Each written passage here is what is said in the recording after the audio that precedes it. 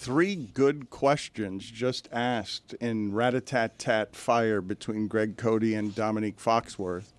Is jambalaya a soup?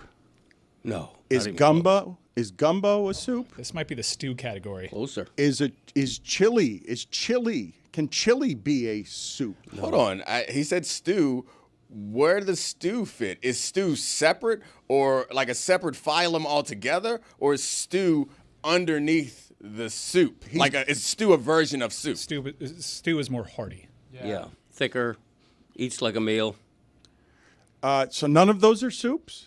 Well, jambalaya is not even close. I mean, that's not even. It could the be same made category. soupy. I guess it'd be poorly if it was made soupy. But gumbo feels like a soup. It feels pretty close to a seafood soup. Depends on where you get it. Sometimes it's mostly rice.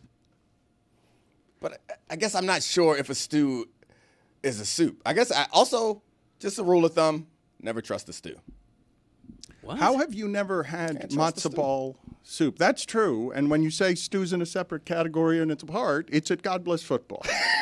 And you should check out that channel right now. It's new and it's great. He's got a new studio, and the only reason that he's not here is because he's working hard for football season so that God Bless Football could be a larger business than it presently is. You just said Stugotz and the words working hard in the same sentence. That's impressive. Well, he's got something that's his now. Okay. He owns something that's his, and he's building it out. And you should check out and subscribe to his channels because it's Stugotz and it's God Bless Football, and he's growing both of them with his own studios. Mike, have you seen those studios? They're very nice, very pristine. I don't know where that is. Is that closer to his home? Yeah, it's in Jacksonville, yeah. So Stugotz will be back soon, but in the interim, we've got Dominique Foxworth here ruining the show by starting with soups. Mike, if you want to have at the microphones, I'm going to have to try and pull you in on a leash because you're crazy. Because you're 2 games from the Cup, and it's an insane time, and you weren't on the show yesterday, and you had a lot of critiques about the show yesterday that were aggressive. Well, give the people what they want. Look, you know me on air, and I've kind of toned it down because people don't like that. If they're excited about a sport, I don't want to just be a one-trick pony and take the air out of it. So when Game 1 of the NBA Finals happens, I bone up on it. Tyrese Halliburton hit a game-winning shot. I got to come with stats. I'm hosting. I got to give the people what they want. Game 3 of the Stanley Cup Finals, an excellent Stanley Cup Final, I might add. You give the people what they want. You become a destination program for people either wanting to learn about this or locals wanting Panther coverage. And some of these people might not be wise to the shtick of this show. So you don't push them away with 5 minutes of soup talk. This is where I disagree with you, and this is where you're becoming the thing that we used to rail against. I always want to start with soup. And I don't care what's happening in sports, but you respect this sport more than most. You care about this team more than most. Your connection to the personality of this team, I've only seen now with like basketball because of your investment. You started your career with this team, and you're frustrated that this show only talks about it with McDavid's overrated. Right. Well, it's bad. We are limited in scope, but I would say that we are probably identified as the biggest Florida Panthers podcast in terms of talking about them the most. We are a pro-Panthers program, and there are a lot of people curious. There's a lot of abuelas and abuelos that may not be into podcasts or may not even be into hockey, but this is captivating a market that realizes this team's been to 3 straight Stanley Cup Finals, and after Game 3, when people are excited, maybe, just maybe, give the people what they want. If you don't want to start with soup, would you prefer to start with salad? Depends on the mozzarella sticks. Or? Oh, mozzie sticks, I'm down too. I'm also not a big soup guy when it's this hot. It's not even soup season. Wasn't having this discussion. Odd time of year for us to start soup. When is soup season in South Florida? Is there a South Florida soup season? Yeah, when it becomes warm. Right now, it's hotter than Beelzebub's ball sack. But like when it's just warm, that's soup season. Soup season is when you get sick and your abuela goes to Sergio's or La Carreta and gets you sopita de pollo, which is also top tier soup. I got it for my wife yesterday. She wasn't feeling well. Got her sopita de pollo. All of a sudden, locked in. Also, it's why the anti-Semitism claim is valid. Yes. Because you just went at matzo ball soup for not being thick enough. But probably the most famous soup is chicken noodle soup, and that is not thick. I was not willing to put chicken soup in the category of meal the way lobster bisque and clam chowder and even French onion soup were. I had regrets. I have regrets after shows, and normally I flush them. It's one of the biggest regrets. I'm not going to be able to sleep for a long time that I allowed you guys to disparage the king of soups. Chicken noodle It's the king of soups, man. Chicken Yeah, noodles. goated. No, boring. What? Yeah. Boring. Chicken noodle. And also, like Jeremy, vanilla. on behalf of Italians, where's Italian wedding? You're getting close. The best soup ever is sausage and lentil, which is in the Strong. in the neighborhood with the Strong. giant. No, I'm with my dad on this. Strong. You're saying that chicken noodle soup is bland. You're you're appalled by what he's alleging here. At Le Batard Show, is chicken noodle soup the king of all the soups? No. Sausage and lentil? What is that? You guys don't know good soup. What am I, a If you're horse? if You you're feed me slop? you guys are showing your ass right now. no, If you're no. mocking that soup, you guys are dumb. I don't doubt that Greg's sausage and lentil soup is amazing. Thank you. But I think if 100 people surveyed, Family Feud style, I don't think sausage and lentils Right. making the board. It's They not. haven't had it. They haven't eaten my sausage I and lentil understand. soup. You are 0-3 in cooking competitions. Yeah, around but who's here. counting? I will never eat your sausage nor your lentils, sir. Wow. But remember when he had his Thanksgiving leftover soup? And that wasn't a competition. That was one of the more delicious That things was I've really ever good. had. Yeah, I can make some soup. I'm sorry. You're an anti-Semite. You've never had matzo ball I soup. haven't. I apologize. We're gonna change that today. But Jeremy's wrong. get him Are some. we? All right, let's get him some. Give me some matzo balls. It's sir. good. There's got to be a deli around the corner. It is good, but you In will Miami? you will say, I believe, that this is not. It does not rise to the level that we're talking about of a creamy, decadent soup. I will not, because I've already been accused of anti-Semitism. I can tell you right now that no matter what this soup tastes like, I'm gonna say it's delicious. Okay, so the thing that I'm getting stuck on is I guess the distinction I'm making is in order for a soup to be a meal, it doesn't really come with broth. It's got to be a cream. It's got to be, No. unless I'm going French onion, in which case I'm slathering a bunch of stuff in there, including giant gobs of cheese. But see, this is why matzo ball soup is perfect for you, Dan, because you get all of the joys of chicken noodle soup, but that matzo ball gives you that thickness that you're looking for that turns it into a full meal, because now not only are you getting the protein in the chicken, but you're getting the carbs with the matzo ball, Okay, and it but- doesn't rise to anything. It's matzo. I've never seen Chris Cody so indignant as to call you dumb to your face because you did was not more general, respect. because these guys were mocking it no, too. you No, looked I'll right in his accept it. eyes. I'll accept it. You looked Yeah, right. he did. You. But Tony hit the white guy. That offended me too. He hit the white guy's sounder. I also said, well, I'm not a horse. I'm not going to eat whatever that yeah, slop I mean, is. it was mainly at That was Tony. I my may have bad. been looking at Dom, but it was really Tony. who I was felt talking it. to I there. felt it. I saw your side eye and I thought it was going at Dom, but it wasn't. It was wrapping around It's just your a good head. soup. And I know good food, so like I will just not sit Yeah. here and let you guys. Well, this is the indignance. besmirch. What happened there was the indignance is I've never seen a more confident you. You stepped in with my wheelhouse. No one will speak ill of the sausage and lentil. It was handed down from my Those father. little sausages, delightful. It was handed down from my father, who does cook a good sausage. I will give him that. Thank you. But somebody said here, nominated for an Italian soup, something other than minestrone. I thought minestrone. Italian wedding. Wedding, yeah. Okay, Little so meatballs. so you guys, so as an Italian soup, you like the Italian wedding more than minestrone on behalf of the Italians? I'm the only Italian here, right? I'll speak for Italians. I prefer Italian wedding. It's good soup. Thank you, Greg. Is it a meal? Yeah, it's can pretty be. hearty. Yeah, it can be. Yeah, you take all the leftover macaroni, got a little and thickness to it. But you are just nominating right now. We closed the category yesterday with 3 soups that were allowed to be a meal, and a lot of people were saying French onion had to get out of there, that the only meals you could go with were clam chowder and lobster bisque as meals. well, then what do you do with pho? Oh, yeah. Now Definitely that's a meal. Well, if we're going into the Asian soups, Tom Young. It's very That's good, too. We like that. Yep. Pho wasn't even nominated yesterday. Well, you could have used me. It Tell you sounds what a bad idea What this the was.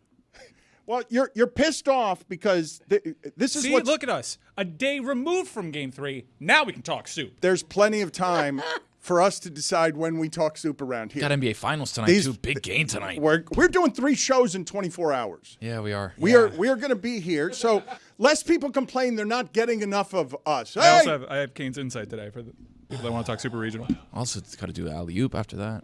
That's right. What we're doing tonight with Mero at 8 p.m., we are doing his pregame show to Alley Oop. So there's a lot over the next 24 hours. It's going to be more content from the show than any time since Freedom, I think. And it's because we're celebrating everything that's happening around here, including the NHL final, which has been majestic. But, Mike, when you say we did a disservice to the audience, I'm promising you that while many people are here newfound for the coverage of the Panthers, who are champions and are enduring kind of excellent. There are many people being put off by how much this show suddenly talks about hockey, when this has never been a hockey show. In the last 30 years, it's never been a hockey show. Right, and you, I think you're, excuse me, that's a fine, programmed by doing radio in this market where Panthers legitimately was a tune-out. We've been doing this, and it's not just the 3 years of the Cup run. They won the President's Trophy before that. They were in the playoffs the year before that. I think maybe our ESPN time period was the period where we talked the least amount of hockey. When we were local, we'd end every show with Randy Moeller, and we'd do goal calls. We talk hockey on this show. Panther hockey is synonymous with this show to a lot of people, and I understand speaking for an audience, and there's always going to be those commenters there, but if they haven't left by now, they ain't leaving. And the people that threatened to leave, they actually did, because this has been several years in the making. I mean, you beat the drum at a Panthers game. How can this not be identified as a Panthers? Come on, man. We're talking a lot of Panthers hockey. They're in the final. Not enough. But not enough. Not I would enough. argue we either like 5 shows. I would argue let's either talk soup or let's talk Panthers. Let's not talk about us talking about Panthers. Great. You are locked EP. in. Locked in. That is good leadership. Locked in. So, Chris Cody, tell us, what's the show missing as an ingredient? This is your soup. This is your soup. When you ask me, where is the soup? Every time Canada and hockey comes to South Florida, the trophy gets stuck in our swampy soup. Where's the soup? What's soup season in South Florida? It's sweating from my forearms. It's soupy down here. And it's where the cup resides. How would you like to talk about the Florida Panthers? How would you like to celebrate? We don't do pregame shows, and they don't play another game until tomorrow night. That's dumb. No, I like that. I don't like that the biggest break is when they're all in Florida. Shouldn't the biggest break be when they're commuting from to and from? That's Yeah, good though. Get them out there on the Important beach. question. Go to I the mean, beach, guys. Have a nice off day. important Have a question. nice off day in Miami. That is brutal that they're going from Thursday in Sunrise to Saturday in Edmonton. That's brutal. Preach, brother. I mean, seriously, that should not be allowed. That's when you need a 2-day Definitely break. can't hear me. But I'm bringing together the two sides here by speculating on what is Brad Marchand's favorite soup. I think that's what we need to talk about. I think the real debate is how do you pronounce his last name? Marchand. We can't agree. No, Shand. I've heard Marchand more It's from Marchand. people, from Canadians in the know. I've thought it's Marchand because it feels like it should have a French flourish It does. underneath Yeah, it. he is Canadian. I don't think. I mean, based on the stereotypes of the French, I feel like Marchand does not give off French. Gives off physical. Also, Greg, do they give pronunciations? Is it Lusterinen or Lusterinen? I've heard both. I think Lusterinen, no? That's all I've heard. Well, this is good coverage, I think, to Yeah. check in with the champions and figure out how to pronounce think- their names in Yes. Game 4 of I have the final. I have a question that will bring everyone together. It'll bring the soups and the hockeys into one place. If you had the Stanley Cup for one night, what soup would you eat out of it? Ooh. Let me see what soups have been eaten out of Isn't it. that the same game as what's your favorite soup? Shh, I was tricking him. Come on, you are too but much at on your least- game today, baby. Yeah. You are too much on your. You as the voice of the audience. I don't like what's going on over This here. is good EPing by You're a you. bumbling producer. We don't That's know your what- role. We don't know what to do with you getting in there urgently with good judgment. We're genuinely confused by it. Throwing me. Get my man a gummy. I want to get to what is happening with USA Soccer because this, locally we do care about soccer, though we probably don't talk about that seriously enough either for Mike's liking. I think we meet the moment when it's World Cup time. Our show does a good job with that. Well, World 1 Cup year away. World Cup is approaching, and we're about to get embarrassed in Miami by what's happening with this FIFA. They're promising a sold-out stadium, and there's just no way that they understand what Miami is if they think that on a night where you're going to have championship Panthers, that you're going to have a situation where they get a Inter Miami, and you guys, who bet? What is the name of this other club? Forgive my Al ignorance Ali, here. they're the most decorated club in the history of world football. They've won more trophies than any other club, more than Real Madrid. They are titans from the African continent. They are Egyptian royalty, basically. They just don't lose. Inter Miami is a club with big branding. They got, obviously, the most famous player in the world in Leo Messi, and they usually play 15 minutes from Boca in a small stadium. This is really ambitious, but the entire tournament is ambitious, and I think the tournament's going to be great. Gianni Infantino, the head of FIFA, has made a lot of promises, promising that this will be a sellout at Hard Rock Stadium, a team that can occasionally sell out MLS games in a much smaller venue is now being put at Hard Rock Stadium against an Egyptian team most people don't have any connective tissue to. Most people here, most people regionally, when you think of South Florida and what would attract people to play against Inter Miami, it would not be African culture. It would be Hispanic culture in terms of an allegiance here in town. Right. Now, this may turn into Four Nations, where we see this expanded edition of the Club World Cup. What a tremendous idea. What passion. But they're really swinging big here. There's plenty of reasons why this would fail. It's the first year of the tournament of this kind. It's on DAZN. Not many of the games are on Turner. There's only 24 of the games on Turner's Sports. So it's a big, ambitious swing, and it's probably going to take a couple editions for this tournament to really gain traction. Another thing that's kind of looming all over this is Department of Homeland Security and ICE have already announced that they will have a presence at this game. And I don't know if you've seen the tourism numbers for America. Not great, Bob. So you're counting, a lot of this business model is counting on people traveling to the United States. They don't want to mess with this. They're watching the coverage. I'm going to be detained? There are all sorts of concerns right now about going to these games. I happen to know. Wait a minute. Happen to know. Wait a minute. There's a happen to know. Happen to know Mike, from. No, that's not a. I thought we were going to get imaging for when Mike's reporting happened to know. Happen to know from a great friend of mine that is a great reporter. I don't know if he's run with this, so I'm not going to put his name out there. But he told me that FIFA employees are giving tickets away that are not part of the ticket office. And there were FIFA officials and salespeople seen at Miami-Dade College promising, hey, $20 tickets, but you also get 4 additional complimentary passes. Gianni Infantino really cares about optics. So they are going to give away as many tickets to this stadium. And if it is indeed packed, bet your bottom dollar that more than half that stadium did not pay to get in. Whoa. That's a happen to know report? It's just going to be bussing in a bunch of children, school buses of children. It's going to be like when Marlins fill their stadium with 10,000 kids on school day, so it looks like there are people there? It's a weird – I understand why Inter Miami is opening the tournament, but opening the tournament against a club, no matter how prestigious they are in Egypt, it's not really known here. And if you're counting on Miami, which is a gateway to the Americas, a great soccer market, to be drawn to go beyond just what they usually do for Messi, you're going to need a big marquee opponent to kick things off, and that's not what they're doing. So it was a weird judgment call, I think. The problem there, though, is that in the Egyptian opponent, like you say, they're good, but nobody knows who they are. And you don't think of Egypt when you think of world soccer, but they wanted to give Inter Miami a match that they could win. You don't want to start Inter Miami off against Real Madrid. And I don't think they're going to win it. This is a good club. No, Leo you're Messi right. was playing a rock fight of a match against Colombia yesterday, played the entire game. And Inter Miami's got a lot of people leaving for international duty. They're coming in here. Meanwhile, this Egyptian club's been in South Florida for a while, acclimating. It's going to be very difficult. I think this competition is going to be more cagey than people anticipate because of so many different calendars. Mike, you going bottom dollar betting and cagey in your analysis of the grit of caring about soccer in this town. Cody, you covered the original Fort Lauderdale Strikers, okay? You know what they're trying to build here. The idea that stadium is going up near the airport is an asinine construction that Messi, I doubt, will ever get to. And wow, what a ripoff that'll end up being if all that happened here makes for a stadium near the airport where they keep trying to grow an MLS thing that will be harder to grow without Messi, because they were trying to grow it in Boca. How many seats do they have in that stadium that you're talking about going 10 times the size, 8 times the size if you're trying to fill this stadium? What's the difference? What's the capacity? Soccer seating at Hard Rock Stadium, I think, is 60, just around 70.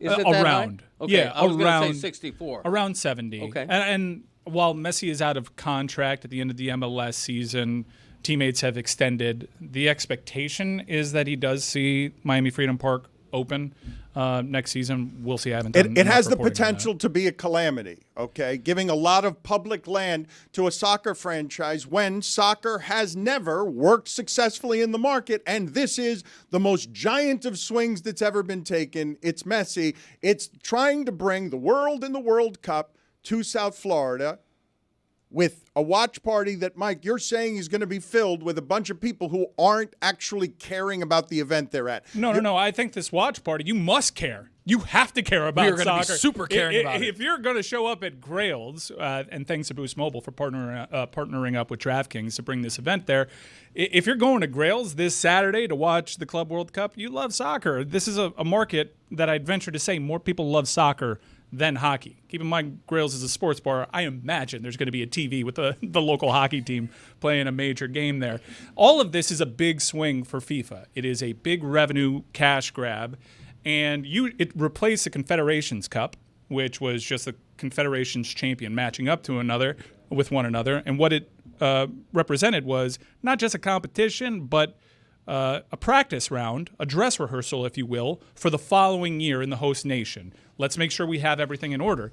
And where the United States really flourishes compared to other countries that may not have the infrastructure and the venues, they need those dress rehearsals. The United States doesn't. However, if you look at what happened in the Copa America final a couple of years ago, Yeah, we need that warm-up. Let's have that one back. Now, I will say the security will be different, not just because of what happened, but that was CONMEBOL running security, and South Florida really dropped the ball in allowing them to dictate things. If you've ever been to a FIFA event, they have far more security. Now, this is going to be awkward with ICE and the Department of Homeland Security. Good times. Yeah, so it's not just a dress rehearsal for the facility. It's also a dress rehearsal to see how this is going to look in a year, because I don't think this immigration stuff's going away. And Infantino and Donald Trump seem to be very close. Infantino's gone to the White House several times. Donald Trump calls him Johnny Soccer. And I think one of the concessions that he made was, yeah, absolutely, you can have ICE and Homeland Security at these venues. I think one element of them struggling to sell out Hard Rock Stadium for this game is a little bit of Lionel Messi fatigue in Miami. I don't know whether you agree with that or not, but when Miami flames out in the first round of the playoffs like they did last year, when they lose in the semifinals of another big tournament just recently, I think there's an expectation of what Messi was going to bring to Inter Miami that he has not brought in terms of on-field trophies. And I think that's an element. You know, look, Inter Miami they struggle to sell out some home games. Like, they're not. When you hear that noise, you got to lay out. Breaking news. Wait, Greg Cody is looking around the room. He's confused by that sound rattled him. as if it's in here. Okay, What? I mean- do you know what this is, or you don't know what just happened? Yeah, here? no, I know now. Did you think you got a hard night workout? Yes, I Okay, did. that's what I thought. Craig, I thought Is that I the did. first time you've heard that sound? Craig, that's the first That's time. impossible. No, I've heard it before. I had to see the spoon hitting a pan before Is I that realized did it. Maury Povich? Is that associated with Maury Kachung. Povich? He's married to Connie Chung. And No, I thought it was hard copy, right? That's not a hard copy sound? No, I think hard copy was more like this is a current affair. Oh, yeah. This People confuse those.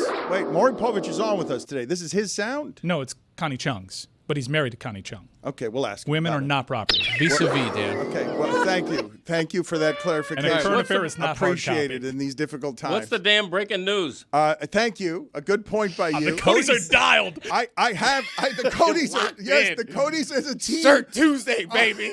Another one. I mean, breaking news is something you normally Yes, get to right yes, away. yes. How So- often do we do breaking All right. news? You interrupted his thought. What's the news? Okay, sorry. We don't have Roy here to tell us the news, though. Myles Garrett on Aaron Rodgers. Quote, I think it's a good opportunity to put him in the graveyard. Oh, wow. Whoa, we out here talking about sake and hockey and sake. And we got football. We got sake? We got a little sake. Graveyard. Soup. I'm thirsty. We got a graveyard. Yeah, but sans context, people think that he wants to kill Aaron Rodgers. Now, he may actually want to kill Aaron Rodgers, but every Halloween, Myles Garrett has All a the graveyard in QBs, front of his yeah. house with all the Yeah. Okay, Did you not know that, Dan? Well, I was fun. just starved for June news. It didn't matter. I wanted to have exciting June news. football content. I'm not What? sure. I Juice. think Damn it, I missed that one. that possibly you're right. But given Myles Garrett's history with current Steelers quarterbacks, maybe he actually wants to kill him. A lot of people were revisiting that old Mason Rudolph thing. Yeah. Sacred Heart has diarrhea. Yeah. You are on your game today, Chris Cody. You are Mike said flawless. a lot of people saying Sacred Heart has diarrhea. You know, I love you as a bumbling idiot, but I can get used to this guy. You have been in control, Chris. I don't know what to do with what has happened today. And here we're going to increase the degree of difficulty on you, executive producer, because now these are the hardest of lessons. We detour now into what is happening with immigration, ICE, and California. Oh, what's happening in L.A.? Yeah, I mean... No, hold on a second. I'm putting this in Chris's lap before we take this detour because, as you say, Mike, you've been placating the audience with, we don't do soup anymore. We're hockey covers. Well, not a lot of race or politics talk around here in the last 6 months, and it's been nice around here to not be talking about this stuff, as I've also enjoyed the relief of just sort of pushing away from what's obvious encroaching fascism and how these things began in Nazi Germany, and just the general heartbreak of watching this country, while arguing about politics or arguing about transgender and all its disguises, allows to happen daily. Something that a minority show that comes from minorities who are wildly, wildly grateful to be in this country and to have the opportunities of this country, to be turned into the other with rubber bullets and National Guard being sent politically to a left state so that you could rubber bullet protesters who are just like trying to get home through 2,000 National Guardsmen, because this is what we're doing and not noticing that it's encroaching fascism? Chris, what are your thoughts on this? Dan Le Batard. I hit cannonball. I swear I hit the cannonball sound, and that's what played. He's back! I mean, Boy's back! cannonball would have slapped there. Cannonball would have slapped there. I've got some breaking news. GQ's fired. Cannonball! Now, I needed the breaking news. I needed the ka-chung. Where'd that come from? Chris, I thought someone in the back. How is it that I got one Cody in here looking around for the ka-chung sound and another one in there? Thought it was delayed saying, or something. Where did this come from? All the good work I did. I'm going to the penalty box. Breaking news. I have the soups that have been eaten out of Lord Stanley's cup. Okay, so the famous story we have around here is Madonna telling us that he was eating, what was it, like linguine with heavy metal bands for 3 days and a weekend out of Probably the cup. Pantera if it was Texas. Yeah, I think that we have that story somewhere in our files. Yeah, but we lost our AP. There have been... Okay, hold on a second, though. He was penalized for something. He just dismissed himself, and I don't even know what the penalty is here. Now, okay. Minor penalty, 2 minutes for adding nothing. In 2022, Wade Klippenstein of the Colorado Avalanche ate borscht. Whoa, that's not a soup either, because that's cold. Worse. Soup. No, wait a minute. Borscht is not soup. It's beet soup. Soup can't be cold. Awful. It's beet soup. Soup cannot be cold. Clam chowder, but it has not been assigned to anyone. This is something, I assume it's when the Bruins won, but the player that did this, his name has not been released. Clam chowder has been eaten out of Lord Stanley, and a Finnish salmon soup was eaten by Anton Lundell, a white Anton, just 10 months ago. Never heard of borscht before. What is borscht?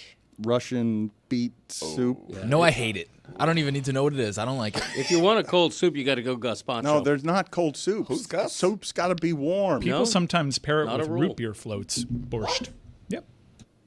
Soup's got to be warm. Nobody's rule but yours. Gestapo. We discussed this That's yesterday. a totally different thing, Stop. Dan. I don't know what's going on there. No, that's what's happening right now. We've talked about a lot of different Hey, things. Jeremy, I want to apologize for what's going on in this studio today. What a hilarious mistake. That's You should- right. you Just should let go. it sit. No, I'm not going to go. That was a bad mistake. Agreed. Agreed. Freudian. You're not That's allowed also to go. not a soup. Gazpacho is not a soup, but also Gestapo's not a soup. No soup for you. Gazpacho is absolutely a soup. It's not a soup. A soup can't be love of cold. God. We discussed this yesterday. It's why Mike Ryan's pissed today. It's where we started the show. Today's Okay, the day to do it, though. What if you're eating split pea soup? And That's a you- good soup. And you leave it out, and it gets cold. Is that a cold soup? That is a cold Thank you. soup. The defense rests. but it's My just man. a cold soup that's been left out. It's, Does it it's a cease cold being soup. Does it cease being soup because you left it out? It's cease being soup I'll eat. I'm not going to eat it cold. So that's a barometer now. So, I mean, it's like saying you have a ball of dough and you want to call it bread. It's like all the ingredients are the same, but it's very cold. I think that because once the soup goes cold, it's still a soup, but the intention is not for you to eat that soup cold. It can remain a soup, but it's not a soup I'm going to eat, which puts it in a different category. You're picky. I'm not being picky here. You put it on the poll. Would you eat split pea soup Would cold? who? Would you eat split pea soup cold? Yes, absolutely. You would? Yeah. Is cereal soup then? Yes, it's a breakfast soup. No. No. No, We've please. covered this. No. Breakfast soup. It's not a. That's a made-up phrase. That is not. It's a breakfast soup. Pshaw.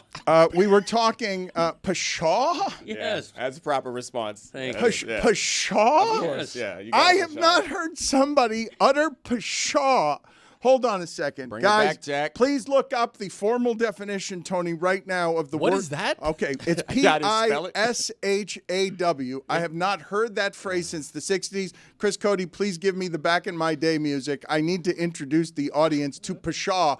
Pshaw is a phrase of disgust that is old even for Greg Cody's parents. Right. I can't believe what he just said. That word has not been said by anyone in this country in 50 years. Look at Tony's face. He can't even figure it out. He's No, like- Oh, we've got breaking news. We got breaking news in the NBA. Play the sounder. Play the cannonball, Chris.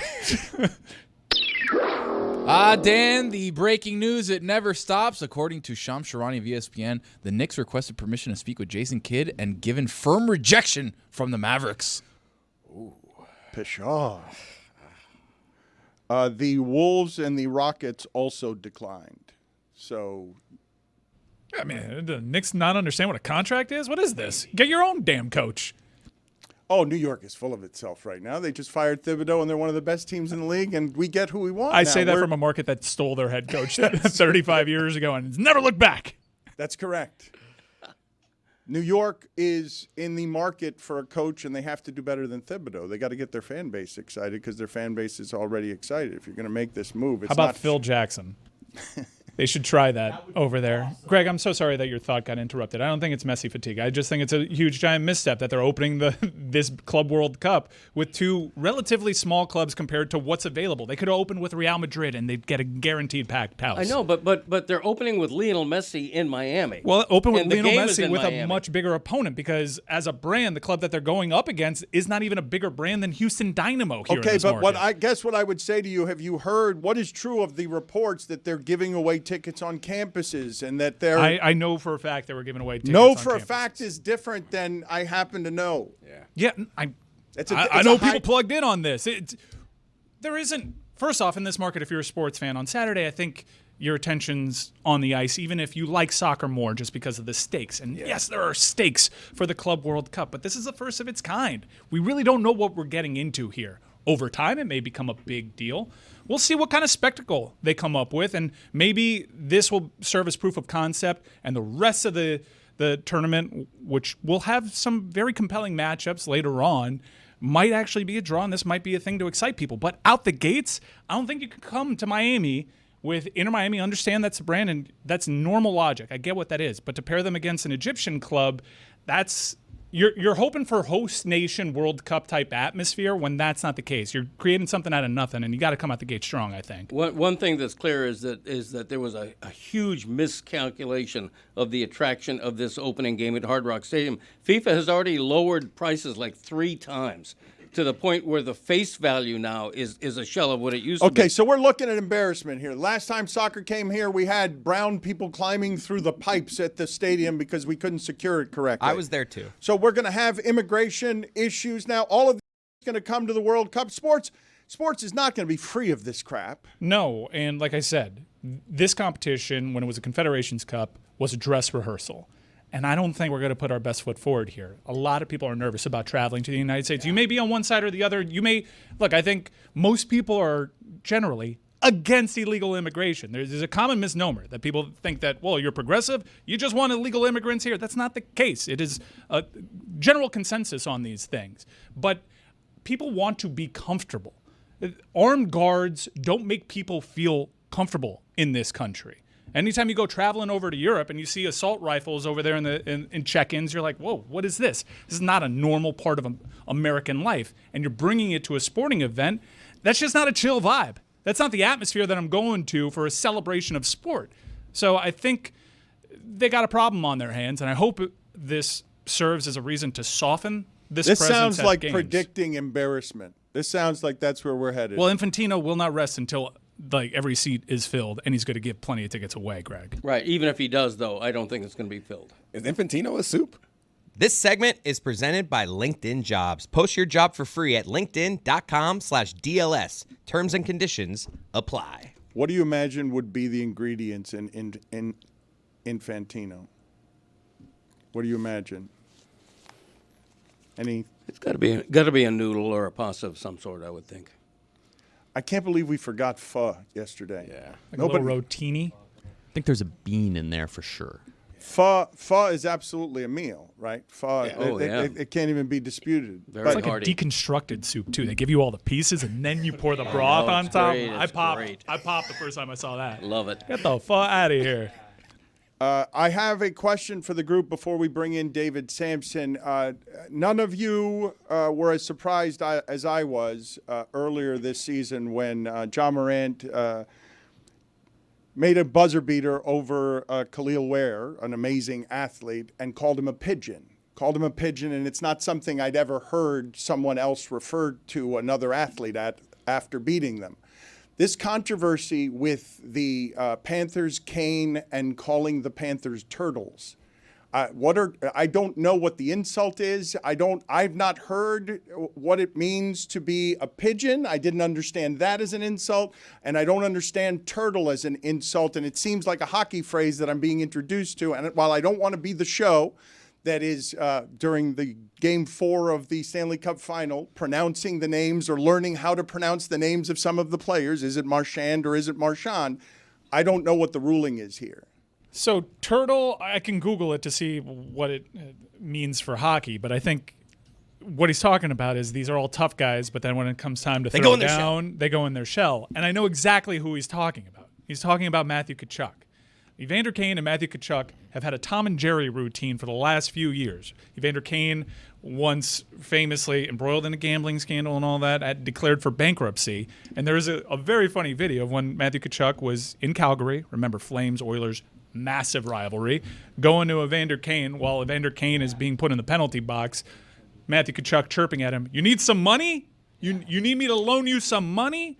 So Evander Kane's been trying to kill Matthew Tkachuk for several years, if you remember, because of this horrible divorce, public, that Evander Kane's been going through.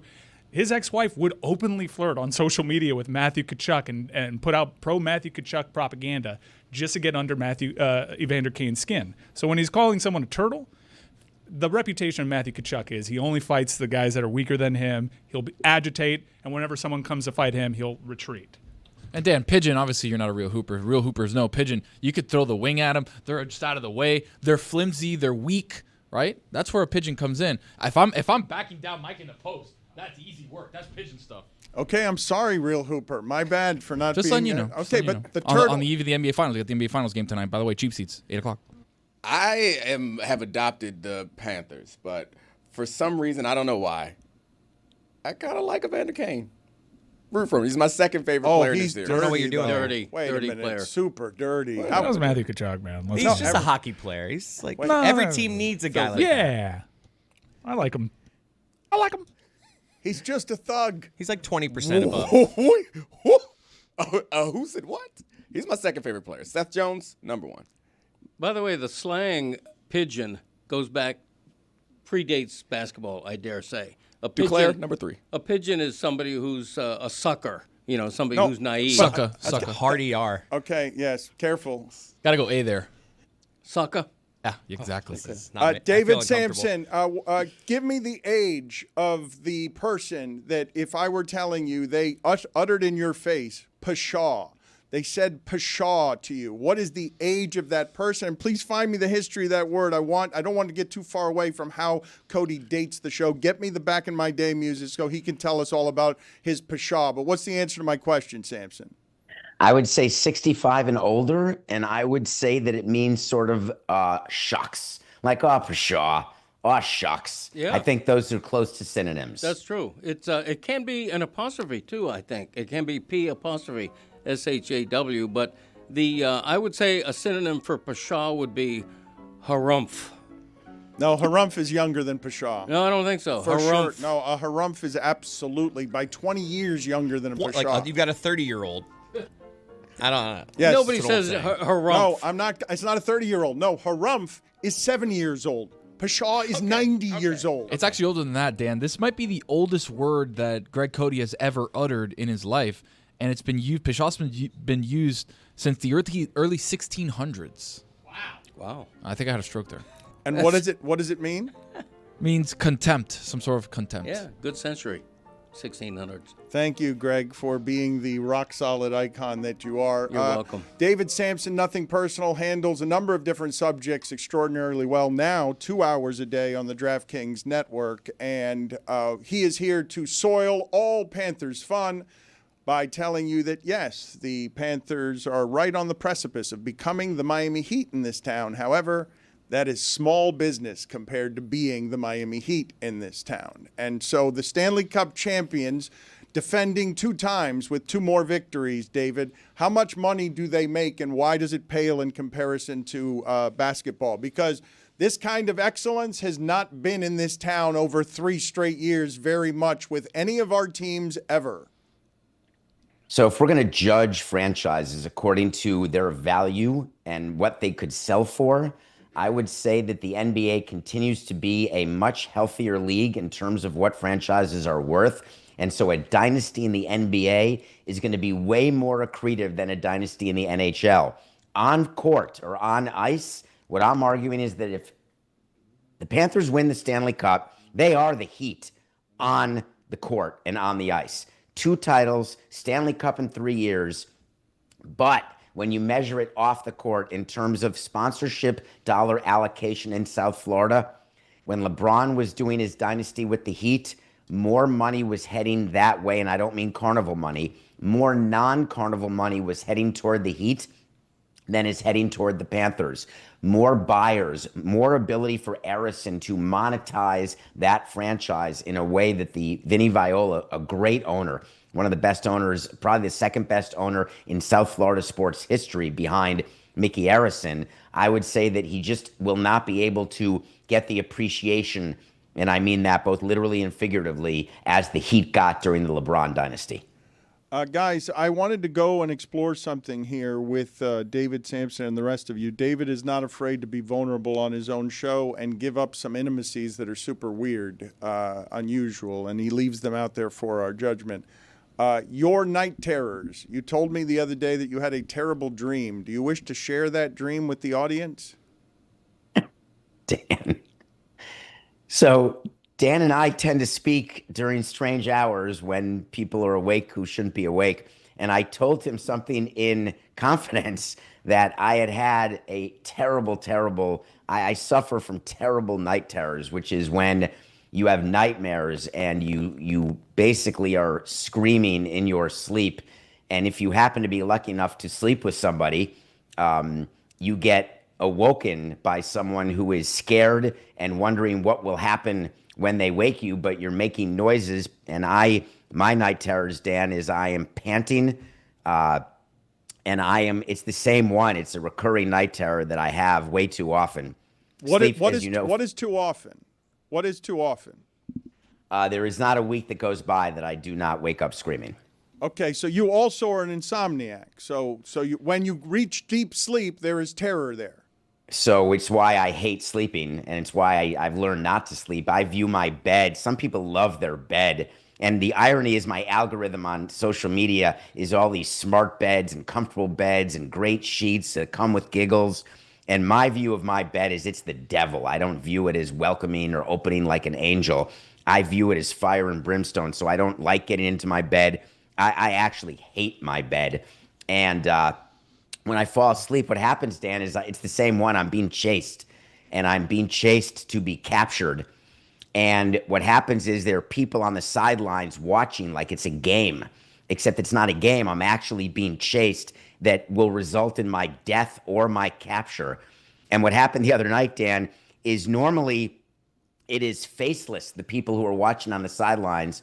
But this time it was you and Stugotz who were on the sideline, and it was all of Meadowlark Media, but they were all blurred like it was some sort of HBO situation when I was a kid where it was scrambled and you had to look for an elbow and hope that it wasn't an elbow. That's what the face of Meadowlark Media looked like. It was just people blurred, except you and Stu were clear, like high definition. And what you were doing was you were cheering for this happening. And I was screaming and out of breath. And the next thing I knew, which is how they end, is I get woken up when I'm sleeping with somebody. And it's disconcerting. So I texted you about it. And it was, thank you for bringing that up, Dan. I don't enjoy night terrors. If anyone has any suggestions, I'm open to it. It's horrifying. It's horrifying. And I can't, I'm not a scared person in general. I can't tell you how scary it is. It makes me feel like I'm Tom Cruise in Edge of Tomorrow, where you're just reliving the same thing over and over, but it comes in different shapes and sizes in terms of where I'm being taken to, how I'm being kidnapped away or killed. And it causes me out loud, apparently, where I'm screaming and panting in a way that is off-putting, unfortunately, if you can ever find someone to share that with. David, have you ever explored the psychology of that particular nightmare? Because it seems like if you're a psychologist, that they would hear that and they would go, well, that signifies this, or something of that nature. It seems to be a pretty obvious one, by the way. Like that dream would not take somebody who's interning to be a psychologist would really, that is not a profound dream. That is right. But what does it mean, though? What it means is that he is surrounded at all times by mistrust that roots for his impending demise. Like that all his life he gets woken up that everyone who surrounds him, he distrusts that those people are secretly rooting for him to die. Can I put in my application to be one of the people on the sideline? I'm trying to watch this. Sounds hilarious. I want to stand next Dominique. To Stu and Dan and get my giggles in. I do want to push back a little bit on something David said, which is he's not a scared person. Brought to you by the guy that wears anti-pickpocket pants and zippers with shorts on them. He's got a panic room. And also won't let me get his candy inside of his bag with my bare hand. Again, not scared of anything, but... Let me explain, Tony, because that's a great point that you would think would be inconsistent. Lacking trust does not equal fear. And so I don't want germs in my candy bag. I don't want to share. I don't want to use public restrooms. That's germ related. And pickpockets, do you know what a pain in the ass it is to have to get a new license, new credit card? I don't want to do any of that. It's a waste of time. So I'm not scared of having my pocket picked. I am really deliberate about not wanting to have to do what comes next. Isn't this also brought to you by the man that when he stays at hotels, sometimes late at night goes down to the lobby so he can be around people? It's okay to be a fearful person. You're scared. It's okay. So that's just, I don't like being alone. Absolutely. So I guess a fear of being alone is not that I'm going to get hurt. It's the fear of what happens if I need to be woken up and I'm screaming, or what happens if I stroke out and I need help. Maybe that is fear, guys. Maybe I'm wrong. What do Maybe you I'm do just a scared little boy. when you're at 2 a.m., you're like, I'm lonely. When you go downstairs, what does that conversation look like with that front desk worker? It's a doorman, and last night at it was closer to 3 a.m. because everything's an hour earlier now because the show pre-production on Nothing Personal is 6:25 a.m. Eastern because the show starts at 7.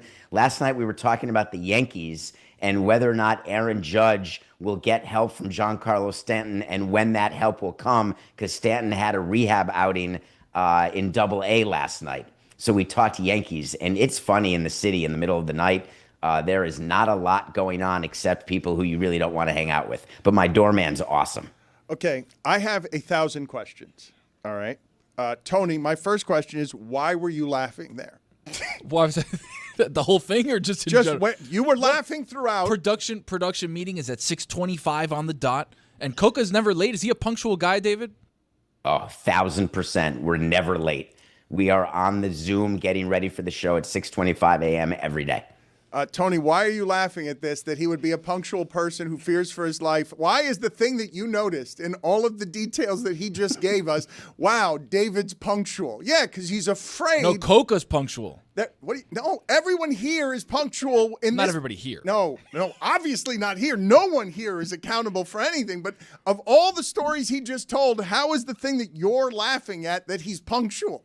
It's just it's a microcosm of who David is, right? It's the zippers, it's the pants, Zippers on shorts. Well, as put well. that. Yes, you mentioned that. In fact, okay. I'm It's sorry. dying You know what? industry. You know what? Minor penalty, 2 minutes. Stumbling. They are not zippers with shorts on them. Get out. You've got to leave the room, Tony. Yes, Tony, you said zippers with shorts with on zippers them. on them. Me? Yes, I mean, you get it was out, just Tony. a mistake. You He misspoke. We're live. has pal. zippers on shorts, and I'm the one that's getting kicked out. You said zippers on Gestapo shorts. soup. Yeah, that's what And you his said. ass stayed in that seat. That's right. How about you fight the power, We gonna pal? get back to that, or We will get back to that in a second. Put on the poll, please, at Le Batard Show. Do you hate your bed? Put on the poll as well. Can you be a fearless person if you're afraid of people's hands in your candy bag? I think, David, that you've just had an enormous blind spot revealed, which is that you like to think of yourself as a fearless person, and you are fearless in many ways in many areas, but there are many areas where you are not fearless, where like what you have just described as a night terror is, and I wouldn't blame you, you would be afraid to fall asleep.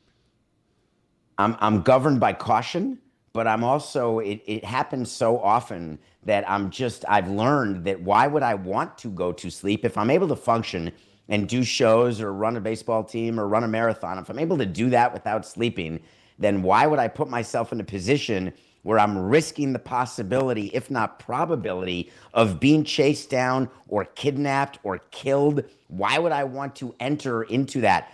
I don't have like sex dreams. I don't have dreams where I'm floating above and everyone's loving me and I'm loving on them like we're doing ecstasy. I don't have those dreams. So if I know that I'm having the bad ones, why would I do that to myself? But here's what I can't understand. Why are you living with this recurring nightmare that causes you such pain? Why don't you seek counseling or something of that nature to try to solve the issue? I'm not even kidding here. I'm not kidding here. No, I appreciate it, Greg, and I have. And obviously, there's been a lot of hours of therapy, but the problem is the night terrors are so far down the list, we never get to them. Wow. Okay. Oh my God! All right, so Wow. we will save those. I put off on a file to the left because we've got a lot of things to talk about.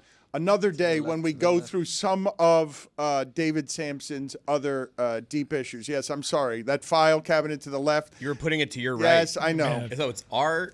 Okay. Chris is locked in again. Chris, just put in a file Or cabinet. at least I was starting to say that until his most recent contribution. Chris, this is what I want. I want an actual file cabinet. What is that? We have breaking news. I have audio of how Brad Marr, that guy, I don't want to give it away. I don't. If I say it, I now know Brad Marr? how he says it. Okay, Chris. I now All know right, how he Chris, says it. Chris, So if I say it, I'm going Chris, to give away all right, how he Chris, says it. the setup to this. David, what do you think Chris was just trying to explain there as the executive producer setting up this story? I think that he was trying to tell me that he listened to nothing personal, or how I dealt with it is I said both Marchand and Marchand during the course of a segment because I don't know which it is, so you just do both. Okay, so now we have breaking news right now. You're telling me that Brad Marchand, I would call him Marchand. It seems like it would have an undercurrent of French to it. I think it would be proper to be Marchand, and I think it's been culturally appropriated that Americans have ended up making it a harder Marchand. So we're about to learn whether I'm erroneous in my reckless speculation. I say Marchand. This was many years ago. He was asked, "How do you pronounce your name?" Brad Marchand.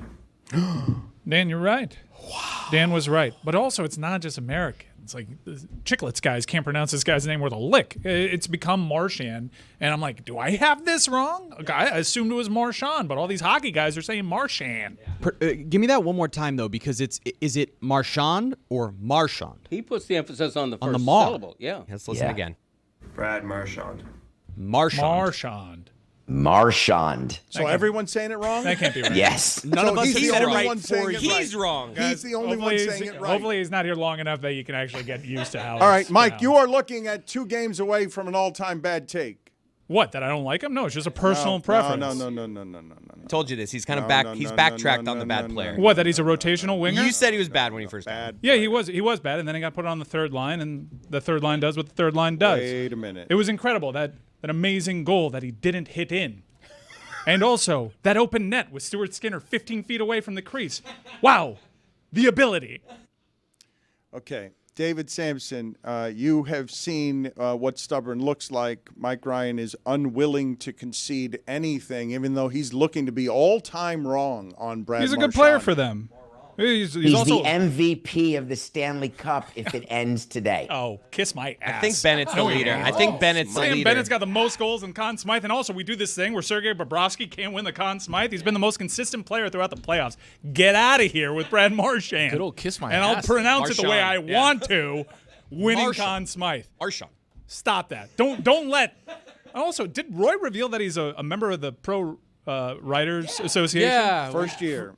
For his tweets? No Where vote. can I find his column? No votes. That's why he Hockey doesn't. show. That's why Dwork has the vote for Conn Smythe. And Wait, Roy how doesn't. is it? But he's a part of a writers association. Did anybody say, where do you write? Where can I find your stuff? I thought that. I didn't say it. What- It's a what good did- question. Where does he write? Let's do it. Sam Reinhart 2-1? Thank you. We were too busy thinking about soup to address that question. Maybe you can bring Roy in. I think it bears answering. Mike, I'm going to have to do something, though, about when the sports argument has escalated to the highest of alerts, which is when somebody in the argument is saying, "Oh, kiss my ass." Yeah. I believe we've no, Yeah. don't say yeah. Yeah. No. Yeah, don't kiss say my ass no. with Brad Marchand being Conn Smythe. no. Marchand. Out of here. Marchand. CB. I'll say I'll say You how I don't want to say get it. to end an argument just by putting the line and kiss my ass, and then no one can go over it. Oh, get out of here. No, He's not you even the don't- most valuable kiss it, player on Dan. the line. No, Kiss it. Listen to me. Serene and Orinen is. Samson, I kiss it. will not abide. Kiss my ass is a crossed line around Be here. happy for your team. I'm happy for my team. It's a damn shame I'm the only loyal one here. No, I Samson, can have a personal Samson, problem with the guy. Samson, you're a lawyer who can talk your way out of any situation. Mike wants to do it. I'm not going to let him. He's 2 games away from an all-time bad take, no matter how much he wants to talk out of the stink under it. The worst part about this, Dan, is what Mike is actually doing is rooting for the Panthers to win and for Marchand to be terrible. That would be his ideal situation. What are you talking about? I love my team. Hey, you're on a Panthers line. Go ahead and do your best. I can have a personal problem with you. I gotta say, like, I feel like we're being a little unfair to Mike. Like, who amongst us has never been on a team or worked at a place where you wanted things to work out? But there was one person in that place that you're like, I don't want things to work out for him. Like, I get where Mike is coming from. David should know. He's a World Series champion. Was happy for the guys on the field. Him? Whatever. Happy that the team won. Jeffrey Loria could do without that on his resume. It kind of chaps my ass that Jeffrey Loria gets to be a champion forevermore. So now when the guy Dan's was a got- terrible owner. Dan's got to kiss a chapped ass? Yeah, my ass is chapped because of Jeffrey Loria. I'm not happy for him. Happy my guys won, though. Miguel Cabrera and Mikey Lowell, thank you. Put it on the poll. Is the best ass to be kissed chapped at Le Batard Show? That's a poll. David. That's a terrible poll No, question. it's a great one. Thank outstanding. you. Kiss my chapped ass, David. I can't believe that you have escalated this conversation to that just to deflect from how wrong you're going to be. We'll get back to it. Well, Plenty how of am I time for wrong? that. My whole thing is I posited he's a bad person. Do you have No, evidence? you to said he the was a contrary? bad player. You said he was a bad player, Every Mike. Panther Yeah, he coach and was. player says he's one of the best guys they've ever been I don't That- care. No, look. There's plenty of people. Look, There's a lot of people that are like, hey, this president, he's my guy. Look, Paul Maurice with Wonderful Human Being, that's where I draw the line. Kiss my ass style on Maurice, you're a liar. Like, Doesn't that's- say it about no, everybody. No, well, that's fine. He's wrong. Wrong and a He liar. literally said it about Noshek, and that guy is anybody. Look, He really liked our second No, period. Paul Maurice is on the fumes of his own supply. He's filled with love. He's very happy. Everyone's now good. the best. They're really good. No, the I really, lost it. the really you though did- you is did a lose good it. Paul Really Maurice. good You second did period. lose it. Okay, I was wrong about him being a rotational winger. Clearly, he's been really good these playoffs. He's been a good player for the Florida Panthers. I'll happily. No one look, likes to admit when no they're wrong. one more than likes Mike. admitting that they're wrong more than I am. But my main point of contention is he's a piece of garbage. Okay, and you no, this is cannot. You can pull all the data unnecessary. points you want, pal, to try to Don't do convince this. me I'm wrong about Don't that. do this. But I am not wrong. It doesn't- Brad Marchand, Garbage person. Brad Marchand. Brad Marchand. Okay. All right. So there we are. Garbage person. That's too strong, I think. And Not strong You enough. think? Yeah, let's have some coffee. I'll tell you what I really think about the guy. Let's have some. We'll say it over some coffee. What you said before that. Well, my feelings about Brad Marchand Are we gonna don't get need to be into- public consumption. You ever got coffee with Mike? Yeah. He opens up. I open up. Wait a minute. He just sent me over his shoulder past the file cabinet I had put to my left. He sent me over his shoulder to go have coffee with him to get his honest thoughts. Yeah. I'm sure But Nevin. you just said he was a garbage Yeah, person. no, I'm sure. Those are the look, public thoughts, Dan. No, I'm sure there are people that were like, Nevin Shapiro, I'll listen to his podcast. Good guy. Not for me. I don't like him. Prove to me that I'm wrong about this. A personal opinion. You can't. He's a rat. Okay. Garbage person, I believe. Okay. You called Julius Randle that, and then And I was right. And a couple of weeks ago, we put him in the Hall of Fame. Yeah, and you guys should You should- borrow from me. yes. Admit when you're wrong. Well, that one's the most wrong. That was an insane thing. Please cut that for the Sueys. There was a lone dissenting know. voice that No. aged very well. Okay. We don't need to go from what we were just talking about to celebrating you being right. Oh, please. It's one of my Julius favorites. Randle. The only look, first place admitting I'm wrong because I'm a king that way. Second you are. place, reveling when I'm right. Is chicken soup the king of the chicken soups, David Samson? No, matzo ball soup is. Thank you, David. Where's my soup? We finally have the proper representation on this show. I know that. If you haven't had matzo ball soup, anyone there? There's only one thing I heard you say that is so wrong that it hurts me. Gazpacho is 100% a soup. It's not even an argument. There's no one who would say it's not a soup but you, because you have some weird view of temperature as being correlated to the definition of soup, which is absolutely not. never feel more righter than when David Samson disagrees with us. That's correct.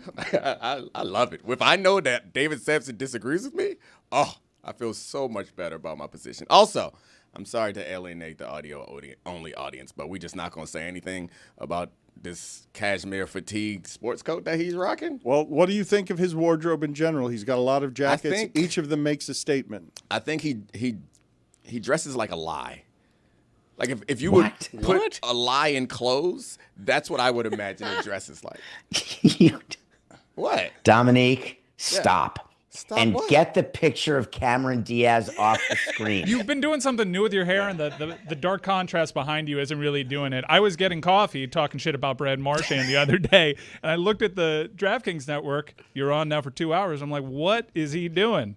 Did someone do this to him? He's had a glow up. His introduction, I don't know, David, you can tell me how much it was focus group. You can tell me how many dissenting opinions you had your house of your new presentation, which has new music and a lot of flair, a lot of David Samson flair that some people might find objectionable. Well, listen, I'm all into the hate watching and the love watching, but I think if you go to the weekly meeting, you may find out that Nothing Personal is doing quite well.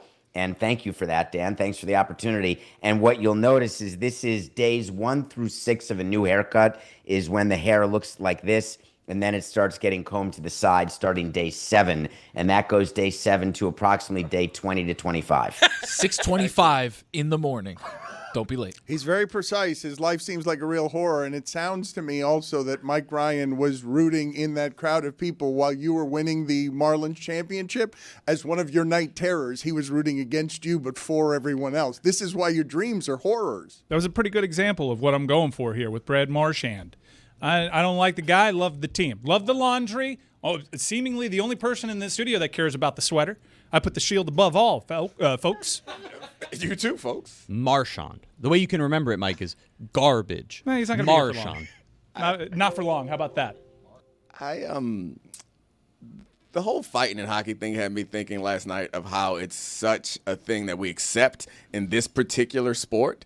And I was wondering if we could come up with other things in other sports that would be weird in any other sports. Because Dan often likes to say, what if in a basketball game? Like, obviously, we flip out because it's not something that's acceptable culturally in that sport, and also race. But there are other sports. So I was thinking, the first thing that came to mind for me was baseball managers wearing full uniforms. If we showed up to a football game and Mike Tomlin got on shoulder pads, helmets, and full suit. Not Tomlin. It's That'd Andy be Reid. great. It's Andy Reid. It's Excellent. like you got Mike Tomlin. Mike Tomlin can play the part. Is that the most ridiculous? A hockey coach in full uniform would be ridiculous. Yeah. No, That was Dominique, Paul let me Maurice. explain. Baseball managers are the only managers or coaches who actually go between the lines. So managers go to the pitcher's mound to make pitching changes. So you can't walk onto a field of play not wearing a uniform. That's why managers wear uniforms. What about trainers?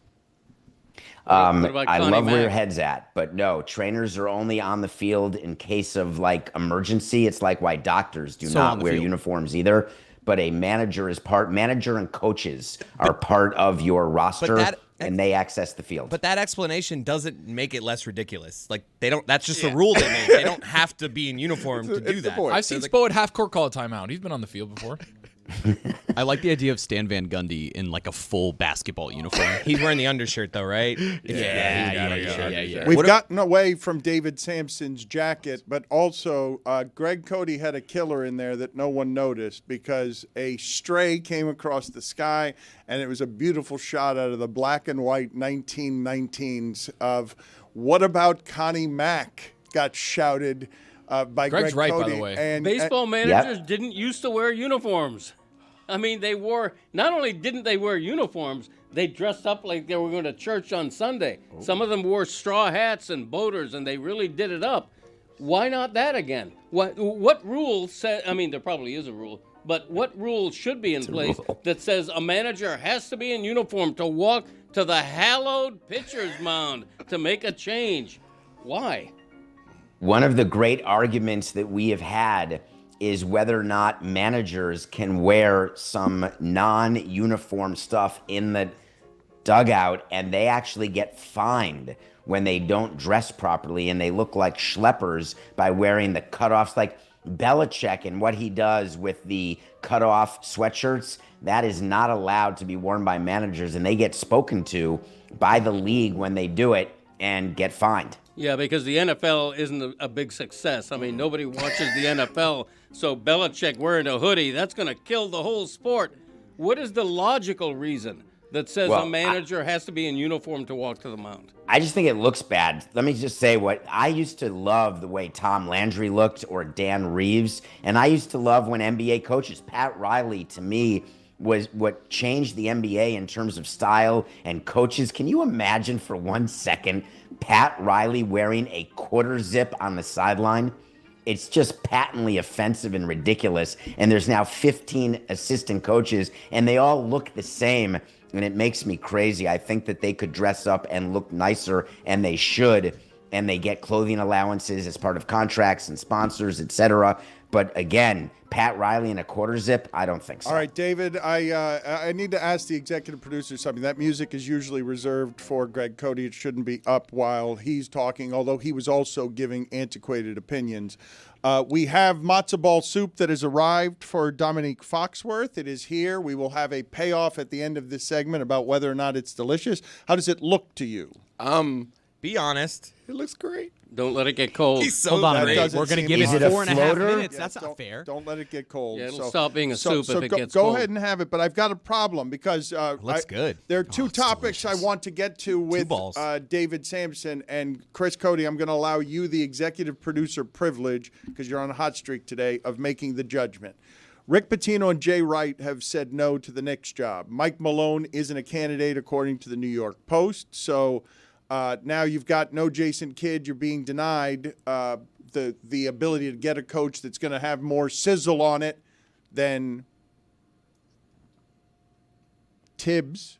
Somebody like Rick Pitino says he's not interested. Jay Wright, he's not interested. So now you're stuck with what? Chris Quinn? Taylor Jenkins? Like, what's going to happen with the Knicks? Or I'm not sure. Good answer. Boy's on fire today. Very good answer. Accurate. would you go to their funeral with David Samson? I think you know how I'm going to play this game, Dano. Would you attend their funeral with David Samson? Seems like I don't know how you're going to play this game. You just remembered There it F is. me. Love a good off mic. What was that setup? Me. Chris, who's Hey. going to be the next coach of the Knicks? Hey, don't point Or you- fingers. All right, I'm sorry. One Accountability. topic or the other with David Samson. I know he wants to talk about the Knicks coach, but I guess you're choosing would you attend their funeral? So let's play. Would you attend their funeral? Carlos Alvarez. The balls are the best part. Carlos Alvarez is the former mayor of Miami-Dade County who got recalled after the stadium was approved, and he became a bodybuilder. If you Google a picture of Carlos Alvarez today, you will not believe what he looks like. And I've not spoken to him since I left. You have and not I spoken wouldn't to him expect since to. he gave you everything that you needed. Exactly. So no, I would not attend his funeral. Dominique He is got avoiding. recalled for what he did for you. Dan, I'm seeing the same thing you're seeing. He's avoiding the balls. Dominique is avoiding the matzo balls, which That's are the the best good part. stuff, That's dude. the best part of the soup. How's the soup a mean? You're not gonna. I mean, Did you just call him a mean? No. Yeah, what? he said, How's- Exactly. Thank you. the soup. He's also in our Panther chat. The soup itself. That was Delicious. for sure in a mean. It was not in the mean. It was I mean. I need a replay. Minor penalty. 2 minutes. Stumbling. You want to admit when you're wrong? It's okay with me, pal. Why would you throw an Dominique I got mean it. at- How's the soup? I mean. This is a safe space for admitting when you made a mistake. That's crazy. I tried to have your back, dog. Would you offer someone crazy. a caretta from a Jewish deli? Croqueta? Croqueta? No, Yeah. that's not how Did you call it said. a caretta? That is not how Well, he you was said thinking of croqueta. La Caretta, And I called it the Gestapo earlier. I'm gonna serve this. You can't give a matzo ball soup from anything but a Jewish deli and ask him to judge Yeah, the where matzo did we ball get soup. where did How we get did this you matzo ball just soup say from? croqueta?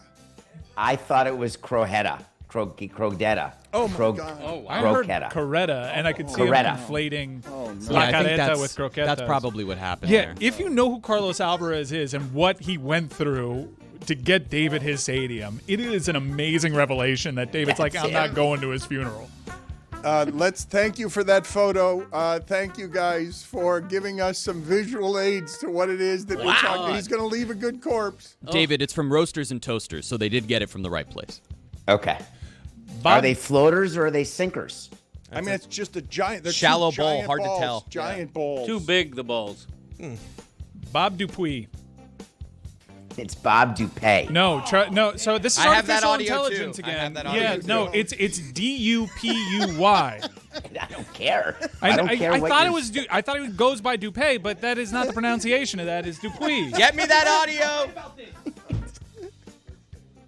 I will be going to Bob Dupay's funeral, no matter where it is, and I expect that it will not be close to where I am, though there is a chance it's in Florida somewhere, though I'm not there at that moment, but I will work it into trying to come to the Miami studio. But yes, Bob Dupay, 100%, I will be at your funeral. Why are you talking directly to him? Because he likes your show? Bob Dupuis. Manny Diaz Sr. Dupay. Manny Diaz Sr. Toupee. That depends when he dies. So we have a relationship. Well, that's very important. It is If he important. dies during one of our times that we're not getting along, then I won't go. But if he dies during a time when we're schmelkus, then I would go. So again, that will be very time dependent whether I go to Manny's funeral. What is schmelkus? What is schmelkus? Loving together. All good. One more thing here before we let David Samson go, and we can all critique this together, and we can all watch the verdict or get the verdict from Dominique on the matzo ball soup, even though he didn't eat the matzo, which is cheating, and he's afraid of being called Not anti-Semitic. matzah. I also Gotta get have the matzo ball. I also have the replay of what Tony said. If we want to relive Which that. was I mean. All right, so wait a minute. So you and Tony were laughing in the back room there, and I wanted that show. I wanted the show that Dominique and Tony were laughing about there. What was so funny? Couple of things, Dan. We had the jump shot, and Dominique was like, "How do you remain a means friend with that jump shot?" You know, long story, viral decontextualization and whatnot. But we were also commenting on the texture of said matzo ball, and me and Dominique were looking at it and being like, Careful. And we were saying that it looks delicious, some Yeah. great texture, and it Yeah. probably is incredibly yummy.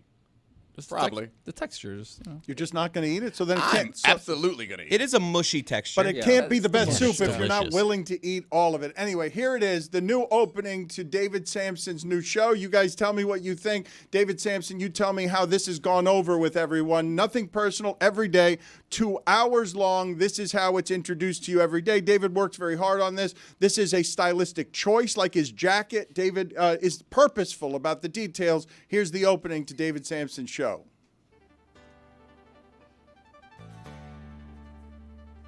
No. Oh. This kind of feels like your funeral. Knock Gotta off have- Bobo O'Reilly. The Dominique hug has to be in here. Come on. Give it to me. Royalty free The Who. I love this. Oh. Come on. Give me the hug. Give me the hug. No hug. No hug.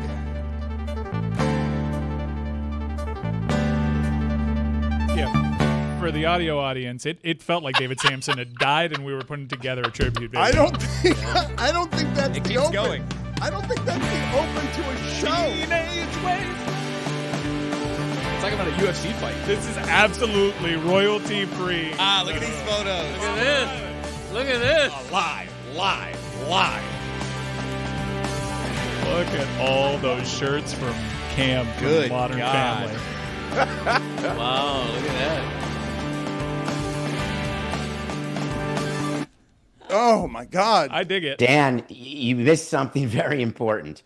The 30-second countdown is required at YouTube where we're live at 7 a.m. That is not the show open. That's the countdown. Instead of just having a countdown from 30, which with nothing to look at, there's something to look at, and that's where that comes from. The opening comes when the 30-second clock goes to 0. That second 20 seconds, that's the actual opening to Nothing Personal.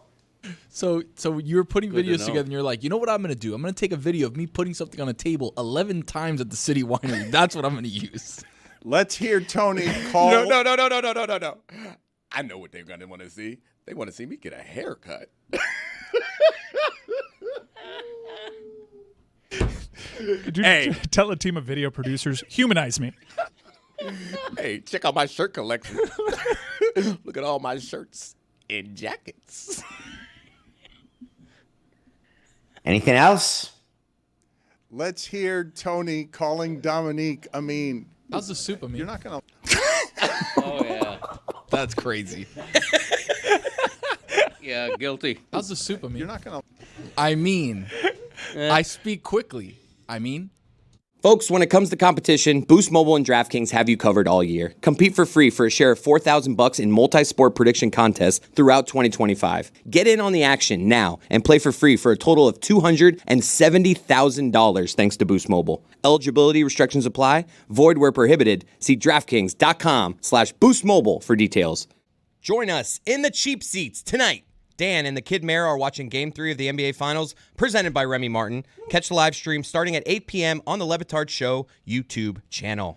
Is there any chance that Greg Cody is here tonight to do 3 shows within 24 hours, one of them at 8 p.m. tonight, introducing the Kid Mara? The show is going to be extraordinarily Latin, the most Latin NBA coverage you will find. This demo, maybe ever. Tony, I'll be here. Tony, this demo, the Unicorn Hispanic demo, underserved, we're going to have Jorge Sedano and the Kid Mero and Boppy. It's going to be the most Hispanic English language broadcast of an NBA game there has ever been. Wow. Will Greg Cody be there? Just to balance it, you mean? You want the gringo there? Or what are you getting at? I was inviting you to the party. You never know. Anything's possible. Isn't Sedano working the game? He is. Anything's possible. And with us. Nice. It's a big get. It's going to be very Hispanic. I'm excited for this game. Yeah. It's the NBA Finals. I like it. Are you going to be here tonight? What does that mean? Well, You can't get away with that. That's what he says when all of a sudden, hey, I bone up all the time if I have to get ready for the Pacers. I'm going to meet the moment. After 2 years of the NBA is dead ratings talk, he I've now avoided the no garbage just so I ratings can for nail Nembhard. Okay. No, I'm going to be here. I'm going to be here talking ball. Who's going to be here? Who are we doing this with? So I you let will you know as have. well. It will be Dan, the Kid Mero, Chris, Tony, Jeremy, Mike Ryan, and Juju. Mike Ryan Ruiz. Jeremy also counts as Latin. I do count. I don't often get that respect. but Can you I count do in Spanish? No, he's Cuban. No, I'm saying, can he count Uno, in Spanish? dos. Uno, dos. Trace. Jeremy is not a Hispanic name. Jeremy is. It really isn't. I was supposed to Jeremy be. is. I was supposed to be Ephraim. Hebrew Now name. that would have been. Now that would have worked. It's my grandfather's name. I was supposed to be Shawn Michael. I would have loved that. Still time. Sweet chin music. Greg Cody, I have for your display, you did not know that this was coming, but because you have not been involved enough in the show right now, I had specially curated for this moment a Greg Cody wheel of topics. Is there a name for this wheel, the wheel that we have commissioned to have made? Is there a name that you would have it have as the wheel of just your choice? It's totally about you, your narcissisms, Wow, and it perfect. will be subject matter of your choice. But should it have a name? Would you like it to anything to name it? Wheel of Good Fortune.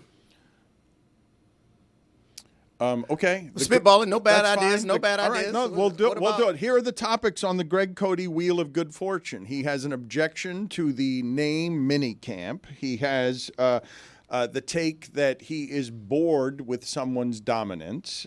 He has Aaron Rodgers takes, and he has that championship rings have become an embarrassment. Wow. And he wants to also talk about how good of a soup he can make because he's the originator of Soup of the Day. Thank you. So let's spin the wheel, and Greg, you tell me what it is that lands on. Good work, executive producer. You've had an inconsistent That wasn't there. That's day GQ's today. fault. Yeah. I mean, this button thing is just messing with me. Okay, very good. Red Good buttons. explanation.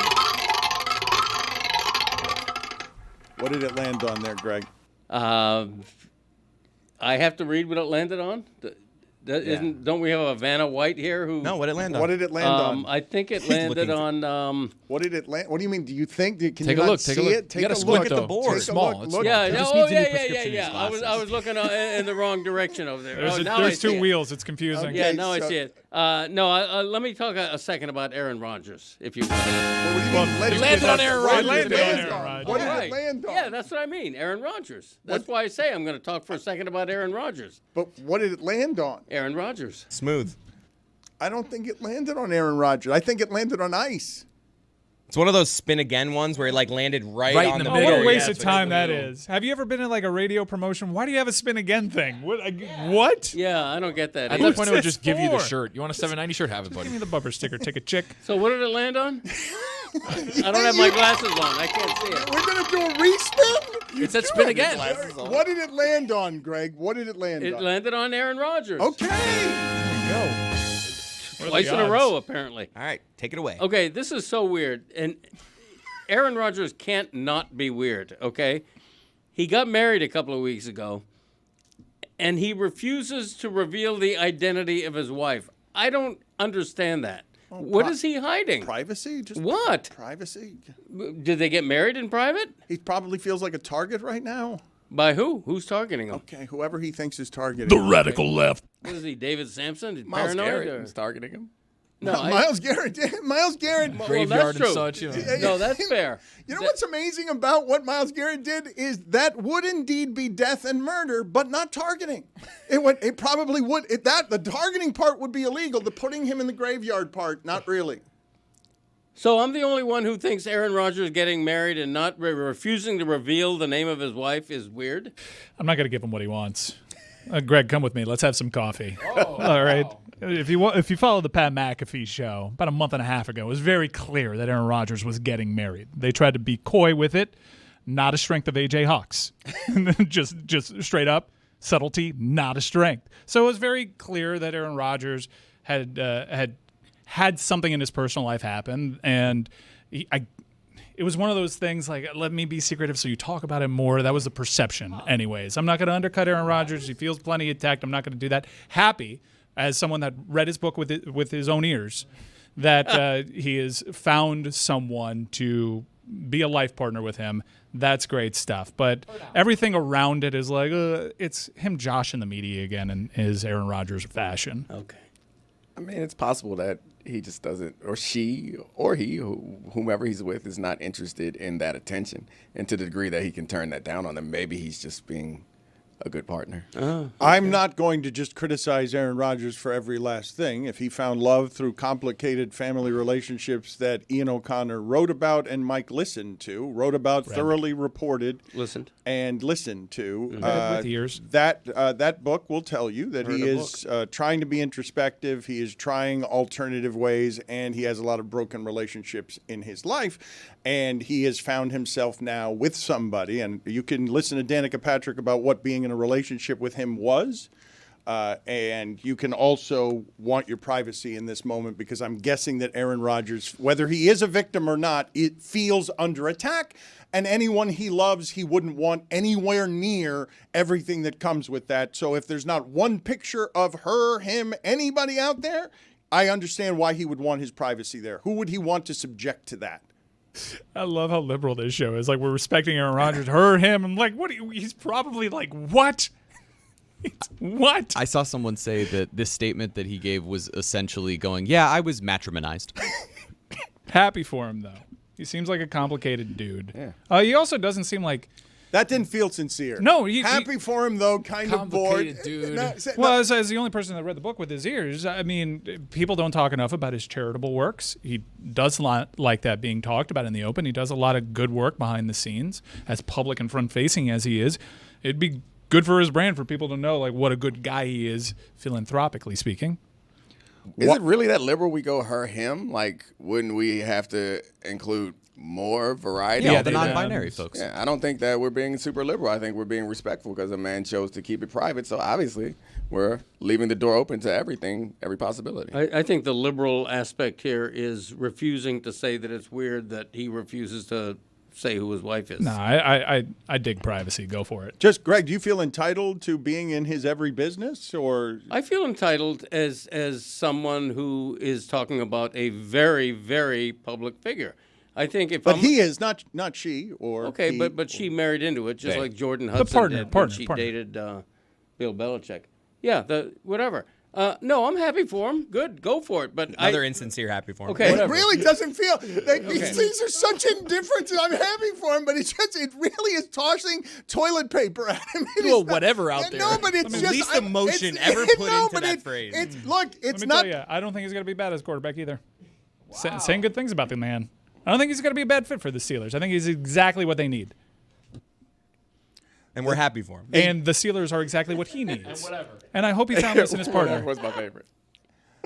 The general stubbornness in the complicated relationship this show has had with Aaron Rodgers over, yeah, we'll read books about you, dude. We're desperate to understand you. Oh, that's all there is? Okay. Let us get out there. We're happy. But we're happy for you. We're happy you found love. Love. No, and whatever. Whatever. We're happy you found love. Whatever is not happiness. It's why we're not invited to the ceremony. No, you're misunderstanding the whatever. The whatever is, I know things are different from back in my day, but I want to make it clear that I'm okay. I mean, it's like cash, like whatever. I don't care what you do. You do you. Yeah, you do you. Whatever. I am happy for him. I think it's the funniest thing in the world that this is probably the most LGBTQ inclusive conversation we've ever had, and it's over the idea of a make-believe partner for Aaron Rodgers. That's offensive to Dan. I don't blame Jeremy at all. He's been smothered for 2.5 hours. He did mention Alphabet Mafia 2.5 years. Yeah. Well, okay, thank you. Good correction, Jeremy. The thing that is happening right now that I keep wanting to get back to, but I guess we might end up at the Cody wheel again, is what is happening in California, what is happening in Los Angeles. Never mind the optics of it. The optics of it are horrifying enough. The reality of what is happening there with peaceful protests and what feels like state militia being rubber bulleting about just basic American freedoms because we are now going for whiter nation. Look, Dominique, we talk about, David Samson talks about he's not a fearful person and then gives us a litany of fears. I don't think I betray a confidence when I say that Dominique is extending his trip in South Florida a couple days longer than he would like because what is happening in Washington right now feels like it's not a welcoming place for him this weekend. Yeah, it's going to be a lot of traffic. I ain't messing with it. Or whatever. Or whatever. I want to talk about what is happening in Los Angeles, but it gets a little bit uncomfortable around here when we politicize during happy sports times. Like, I've made that change on behalf of the audience because the people who came with us sort of understand, okay, there's not a lot of left-leaning stuff in this space anymore. Like, we identify as one of the things in sports that is that at a time that it's more popular with young white adults to not be that as the country moves toward Trump and as Miami becomes this weird place where a whole bunch of Hispanics who are really grateful for being in this country, some of them, many of them Cuban, I'm surrounded now, have helped bring this thing that feels like state militia to Los Angeles, where there are peaceful protests, and we can hide under the semantics argument of, well, of course illegal people who are here committing crimes shouldn't be here, but that doesn't mean you should make all brown people and black people that. Like, of course, everyone can agree, yes, illegal criminals in this country, yes, get them out of here. But wait a minute. Who gets to decide what's illegal and criminal when you're just going to violate the Supreme Court and democracy and the Constitution and everything else in the name of, now you've got an armed militia that says every protest is dangerous, even the peaceful ones, and you can frame it that way because the people are brown. And there's a purposeful blurring of the lines and moving of the goalposts. So this began with violent criminals who are here as illegal immigrants, and we are going to target specifically people with a violent criminal record. Then it became any criminal record at all. Now it's just become show up at Home Depot and grab as many people as you can, and then we'll figure out after whether they're American citizens, whether they have documentation. This continues to move in a direction that is horrifyingly similar to all of the other fascist dictatorships that we've seen across the last 100 years at least, because it's following the exact same textbook, which is if people are even peacefully protesting against you, you send in your militia, your military to cause havoc, to cause fear, to incite violence. Sending in military personnel to a city is not there to de-escalate. They're not trained to de-escalate. They're trained for war zones. And that's what you're turning any of these protests into when you add a National Guard that's protecting ICE as they're grabbing anyone and everyone, including story after story of U.S. citizens being detained for hours on end, separated from their family. This is only going the direction that, by the way, they laid out for us right from the beginning, and we here and a lot of other people tried to warn about. But yet, we watched a ton of people, even within our own community, Dan, that supported this, that advocated for this. And that's the part that is frustrating in that regard. But this is a use of the military against our own people. If this was happening, and I know that we do these theoreticals all the time, but if this was happening in any other country, we would be looking at that as one of the most horrifying things that could possibly happen. The rest of the world doesn't understand how America is good with this. And America is often judged when things like this happen in other parts of the world, and sometimes have even justified wars for it. I don't want to get into the politics of it. I know Dan said peaceful protests, and I know from conversations that I've had with people that are Trumpers, they're going to say, what's peaceful about lighting a car on fire? And they're just going to be reinforced by their algo. So what I sit back and marvel at is how this is not even what he really campaigned on. And the ability to just keep moving with the goalposts as they move. Trump himself said in 2020, you don't do this kind of move. You have to be requested by the governor. And by all accounts, this was drafted before there was even a protest because of the way that it was framed. So I'm just trying to follow. Are we for states' rights or are we against it? Because when it comes to education, when it comes to gun laws, when it comes to a woman's right to choose and what happens with her body, we lean on states' rights a lot. In fact, are you a Second Amendment person or not? Because the Second Amendment is about making sure that civilian militias can be armed in the event that the government weaponizes its military forces against its own people. Yet you're siding with the government here. there is a huge abuse of unchecked power that is going on right now, and you can counteract it by just holding up what Donald Trump said in 2020. So I'm really confused, and I'm also disheartened by, we already know how far they're going to push this. We're the law and order party, yet we'll pardon everybody that rioted on January 6th and actually hurt people. There was a cop that died on January 7th who was hit with a chemical agent, and his death was ruled in the line of duty. We'll pardon anybody that is associated with that because it placated to your vision, what you deem was right. It helped your agenda. It's not about violence. It's not about peaceful protests. In fact, yesterday, Donald Trump was in the Oval Office, and maybe people want to rationalize what he said. He didn't say rioters. Nope. With the expectation of protesters coming to his military parade, his cosplaying fascist parade birthday, and the 250th anniversary of the armed forces. Traffic. He said that protesters will be met with strong opposition. That's not rioters. These are people exercising their constitutional right. And I'm so confused as a party that had a Tea Party movement that was holding up the Constitution is actively supporting something that subverts that very Constitution.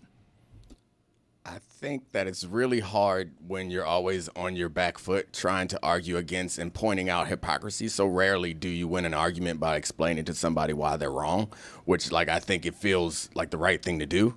And we all have hypocrisies, but I do think that competing vision is the only way that you can kind of pull whatever potential that we have going forward. And I also think that it's a reminder, and this is a loose sports tie, but I spend most of my professional life, the most meaningful things I think I've done professionally has been with sports unions. And I know this doesn't feel like a direct tie, but it reminds me that when you are at a union, you have to fight that to force the league to follow the rules that are there, even when it appears that you're defending someone who has likely done something wrong, because the rules and due process are there for a reason. And I think that's what we find oftentimes in these political situations, or these more important social and political situations, is that if it's not happening to you, many of us find a trapdoor where we're like, okay, violating their due process is fine, because to Jeremy's point, it started with people who they said were violent criminals. Even violent criminals, you must force the government to abide by due process, because once you open that trap door, you can't then close it. And that's the most frustrating part or scary part, I guess, we're all guilty of it, where you find yourself in all right, if someone came into your house and took away a family member of yours, you'd be in the street. They are doing it. I'm not absolving myself. It is happening. We ain't in the street. Okay, I would just say to you, just more personally, if it sounds like sermonizing to you, the way things are going, growing up in a childhood that is exiles fleeing a place where they had money to get to freedom in their teens without family assurances that they would be here, and they respect and love this country and are grateful for this country. I don't know the way things are going. They were not born in this country. If there is a scenario that can arrive that has my father and mother not allowed to be here anymore, and I can't rule it out presently, given that I'm early in this administration, and what was promised to me in Project 2025 is this is exactly how you handle peaceful protests, and this is exactly how it is that you circumvent what feels like American democracy to make sure that the others never unite like a union. You can always make them the others, and you'll always have the white people on your side, as you will do allow South African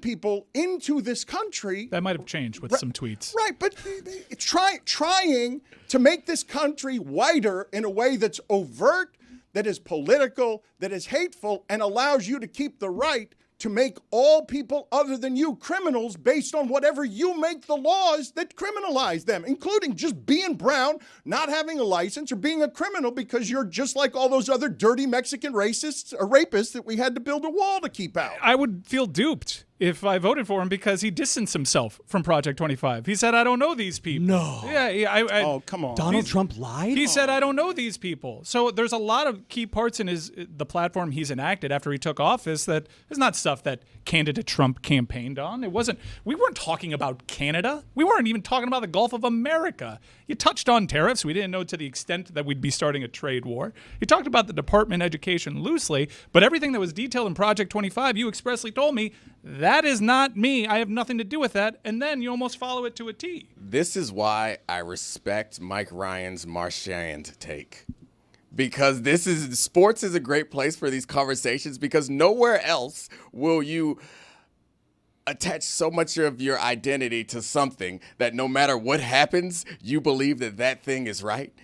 How many times have you seen a bad call in the game and you're like, well, it's a good call, and you fight to the death? It feels very similar where so many people have attached so much of their identity to a particular person and party and movement that it feels as though there's nothing that team could do that could make you feel like, maybe I'm not a fan anymore.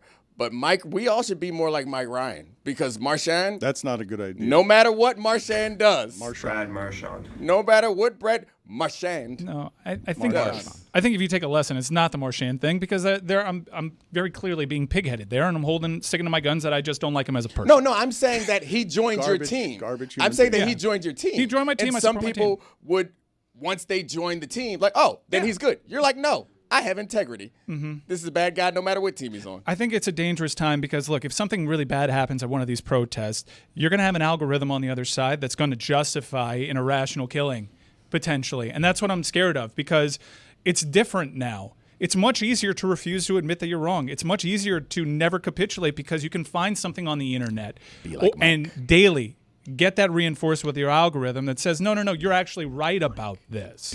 He's got a great campaign slogan for you here. Be like Mike. Can admit Be like he's Mike. wrong. Can admit Be he's like right. Mike. Likes to be Be really like right. Mike. Can Guys, admit be he's like wrong. Mike. This is my favorite Wild Billy Wednesday.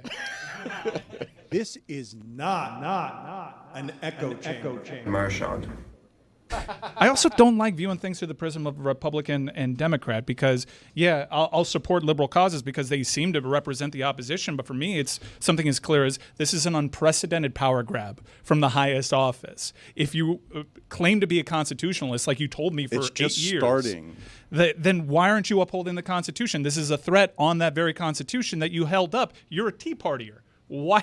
What is this? We have a king now, and I just view it as right and wrong. I don't view it as right or left. Well, and for what it's worth, like, Democrats had their opportunity when in power to start defunding ICE, and if anything, they only expanded the amount of resources going toward this type of behavior. But it wasn't until this second administration with Donald Trump and more importantly, Stephen Miller behind all of this. Stephen Miller, who his ultimate, and for lack of a better term, his final solution is deporting 4% of this country and completely destroying the economy, completely destroying the fabric of this country, because that's what they want. What fascists want is everyone to suffer outside of them as they accrue power.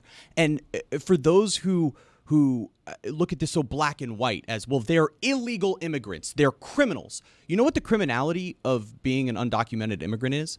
It's akin to a parking ticket. It's not an actual criminal offense in the way that everyone is making it like it's murder. It's no different. If you can't look at this imagery, everything that you're seeing right now is people are being rounded up in the streets. If you're just someone who doesn't understand because these are people who are different than you, and maybe this wouldn't happen to you in your life. This is no different than if you and all of the people that you worked with, there were several people with outstanding parking tickets. And so ICE came into your office and just rounded as many people up as they thought looked like they might have outstanding parking tickets, and then arrested all the ones who did and eventually released the others. That's the level of criminality that we're talking about. Not an echo chamber. And there's also a common misnomer, and very effectively, and the Dems, to their failure, have leaned in on this. Dems are not pro-illegal immigrants. They don't want illegals in this country. That is a majority opinion. And much like the trans issues in sports, conservatives are very effective in campaigning and framing them as such, and there's no good rebuttal. But in a lot of these cases, TPS, that's not something that is very well understood. There's plenty of Venezuelans and Cubans that went through a full legal process to be in this country legally. And with one executive order, overnight they became illegals and now are being rounded up. And all you're getting fed from your Fox Newses and your Algos is they're here illegally, and you're going to get buy-in. Yeah, get those illegals out here. You guys would agree with me that I've had no reason to fear more than right now in the entirety of my lifetime that there is the even remote possibility that my parents will have to die on the island they fled. I mean, they're citizens. But for now, I can Citizens are understand. being arrested. I can for understand. now. I can understand the fear. For now, It's likelier than ever. Yeah, I mean, Donald Trump has said that deporting citizens to other countries is something that we're going to look at that. So I understand. I'm just saying we're just the nerves. starting with this. It is just the beginning. Chris Cody, do you have any thoughts on this? Cannonball! Marchand. It's a good time for the Marchands of the world. I'd like to check his papers. They've got a state militia. Marchand. Man, those "don't tread on me" people just became, "Oh, please tread on me, daddy." Well, you say that, but Mike Ryan today, for some reason, burst into the room saying, threatening of all places, F1. Yeah, F1. With tread lightly. Hey, F1, F you. Did you see what they're doing? You see what they're doing? The greatest motor sports day ever is when you got Monaco in the morning, the Indy 500 in the afternoon, and the Coca-Cola 600 in the evening with NASCAR. You get all three major motorsports all in one day. You see what these guys are doing over at Formula One?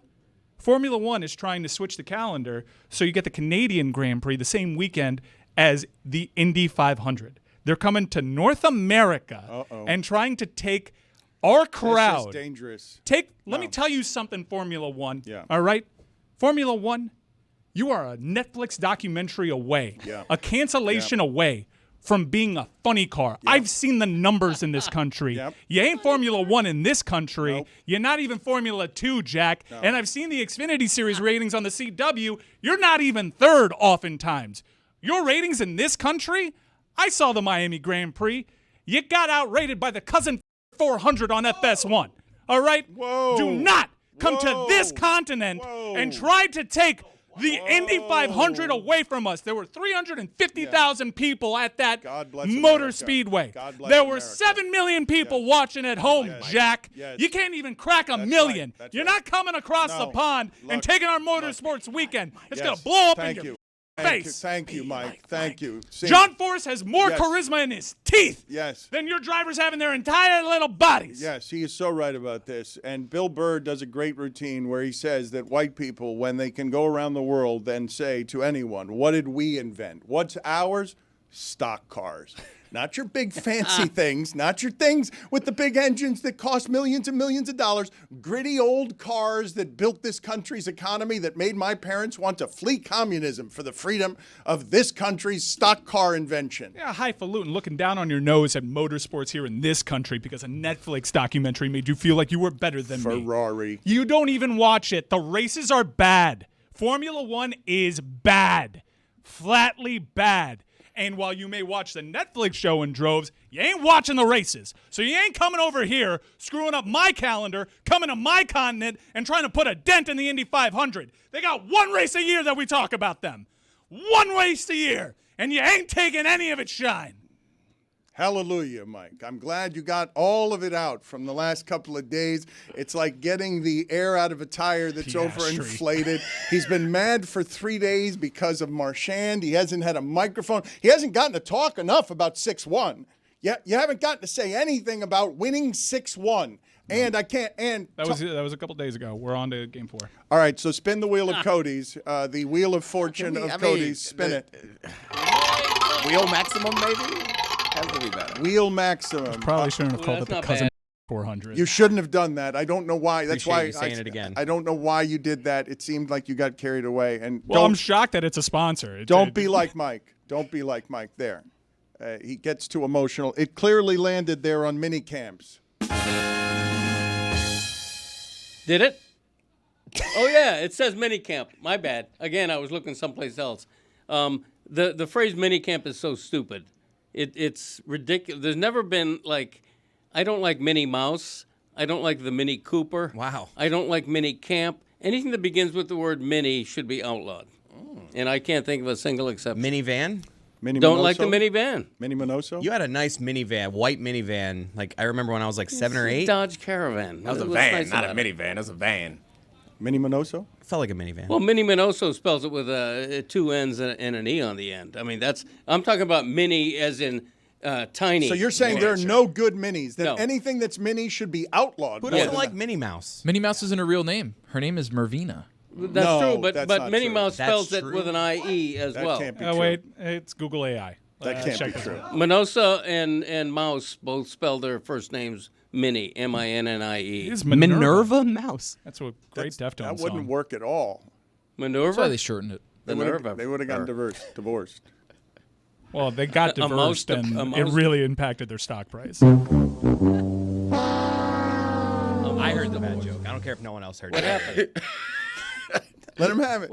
Let him have it. Chris, let him have What? What did I say? Greg, this is what's happening. What did you say? Yeah. You said it. What did I say? You're like the Minerva of her? Or Yeah, right. Minerva. The nerve of her. All right, it's good. Good line. Minerva, nerve, the nerve of her. Minerva her. It works. It works on several different levels. Dominique knows. It's getting better, though. The more you do it, the more I Yeah, like it. right. It started out not great. Yeah, It's building. Minerva, the Minerva her. It does have a sing-song cadence to it. Thank you. Minerva. Minerva. The Minerva her. Mickey Minerva. Mouse's name, not Mickey is his Minerva. nickname. What? We're doing a thing. Minerva. You want to keep going? Keep going. Minerva. Minerva. Minerva. You guys got more? Keep going. No, That's this it. sounds Just great. keep I mean, going. keep Just- going. wait, Don't get We only got defensive, 3 man. minutes. You Tone. stepped on a thing. Tone, we just wanted you to get in. Michael I wanted you Theodore. to join in. Michael Theodore. Tone. Oh. Tone. All right. I can't tell if he's shortening your name Tony, or warning you. I'm sorry to do. No, I'm sorry to do this to you. I'm sorry to do this. Michael Theodore Mouse. That's his real name. Minor penalty, 2 Great minutes. contribution. Stumbling. See you later, I mean. You're Teddy Mouse. about to get mad at me and Mike because Mike seized on I had the Minerva song in my head, and Mike was going to be the only one to help me there. And what I wanted from you there, Tone, is for you to jump rope between me and Mike doing Minerva. I tried. Well, you tripped And then on Mike the said rope. he's doing a thing, Yeah, I which I know. stopped and I said, okay, you guys double dutch. Keep going. Keep going. Longer. Go. More. yeah, You well, got that 6 was- bars that of was the problem. Minerva. Keep going. Make it 12. Just let me double dutch. Maury You want you to do it? Don't tell me to double dutch. Povich must be so Say confused right now. Double dutch. Minerva. Well, I'm trying to double dutch. I'm gonna take. by us. He was I'm gonna take my 2. Maury Povich. The Minerva got me. Maury Povich. I'm nervous. Minerva. Maury Povich. You're the first star of the game. So, look, Maury Povich has liked what we do, what sports writers do, what Tony Kornheiser does. I don't know why this person, who has been at the height of comedy and at the height of news, I don't know why this person would fancy us sports writers, people that he's fans of. But he will appreciate that I've got an executive producer that just botched that way. So you want to say hello to Maury Povich here? Hey, Marvy. Oh boy, that's what Letterman used to call me. Marvy, Morty, Murray, anything but Maury because he was in love with my wife. That's all Chris was doing, a Letterman reference. Callback. Oddly enough, I want to play this for Maury, even though, and I thank you, by the way, for joining us. That was an awkward introduction, and I should tell everybody that if you want to know more about Maury Povich's distinguished career, Pablo Torre Finds Out did a great episode with him, and I've admired his work for a long time, but also his sense of humor about what it is that he is doing. But just play the sound, our breaking news sound, and have him give us the history of it, because we were talking about it just earlier today in the show. What is the history of that? You want me to tell you? Yes, because they told me, but I wanted from your mouth. So when we started A Current Affair way back, we wanted a sound like 60 Minutes has its ticking clock. And so they came up with the old time sound of construction paper cutter, you used to have in elementary school, plus the swinging of a golf club put through a synthesizer, and you got the ka-chung, named after my wife. Named after your wife, though, is the part that I don't get. It was called the ka-chung. Yeah, I got that part, but the part that I don't get is it actually... Well, my wife's name is Connie Chung. Come on, Dan, you know that. This? I don't understand. I don't get it. It's pretty simple. It makes sense. Okay, thank you. I appreciate it. So what happened? Why are you doing a podcast? How was retirement? I didn't think that you'd be back in the game on par with Maury Povich. You're getting in the podcast game. I love that your voice is still out there, but what was happening in retirement? Retirement was great. Some stupid people came up with this idea. I used to, I kind of admired what your friend Mr. Skinner was doing. And so just when I thought I was out, they dragged me back in. And what are you trying to do with it? Well, I'll tell you, the one thing I'm trying to do, and you'll understand this, Dan, when I was doing this show for all 30 some years, I mean, it was all about the guests. It was all about the themes. It was all about DNA, lie detector test, out of control teenagers and stuff. And I really didn't talk about myself. And so I had this career before the show, like 30 years in journalism. And so I'm now able to kind of like reflect on what I thought about things rather than what everybody else thought. But Andre Drummond as a guest? Yeah. Oh, by the way, a great guest. You should have him. I'll just give you one little nugget about Andre Drummond, okay? He's coming out of Connecticut as a 17-year-old high school kid. He's like the number one kid in the country. And Jim Calhoun at Connecticut is recruiting him. And he's trying to stay in high school one more year. Finally, he says, okay, I'll go to the University of Connecticut. He walks in and Calhoun says, I'm really happy to see you here. I got to take a scholarship away from somebody and give it to you. And so Drummond went to his mother. They didn't have any money, but his mother said, that's not right. Drummond said, that's not right. In fact, the scholarship that was being taken away was with a guy that he knew. And so he and his mother took out a loan and he walked on, saved the guy the other scholarship. Pretty good, huh? People don't actually understand when that gets to the NBA at 20 years old and all of a sudden it's looking past its coach, Stan Van Gundy, and taking instructions from his mom in the stands because that relationship is stronger than any other that he'll ever have. Yeah, and he's 13 or 14 years into the game. I think he's been paid over $150 million. He takes pay cuts to still play, and he plays for the 76ers. Who have you enjoyed as a guest that has surprised you? Like if you're doing this, right? Other than my wife, you did an interview with Connie Chung. Oh yeah, well Tori did one too. I mean, talking to my wife it's like an old, it's like an old Burns and Allen show. I mean, you never know what the hell is going to happen, and you never know what's going to come out of her mouth, and so there's nothing to prepare for when you talk to her, and it turned out okay, I guess. Greg Cody, do you want to tell us about Burns and Allen? No, Maury, when you said that, my ears lit up. I mean, George Burns and Gracie Allen. I mean, who doesn't know them? Why did your ears light up? Because my eyes were already awake, but my ears, need a little perk up. And then, and George, I play like George Burns. I'm the straight guy, and Connie's like the Gracie Allen because you never know what's coming out of her mouth. Perfect. Great. I love the analogy. Keep them coming. Jeremy, when did they meet? What year? They met in 1922 and married in 1926. Maury, this is the demo we're going for, Maury. Your podcast, this is the demo. This is what you're doing. There are going to be a lot of people our age who are dying to hear what Connie Chung has to say. I should have never opened up that. Oh, Lord. Yes. Meanwhile, your friends there ought to know about you and me, Dan. The first time I ever was familiar with Dan Le Batard, he was doing this has got to be 25 years ago at least, Dan.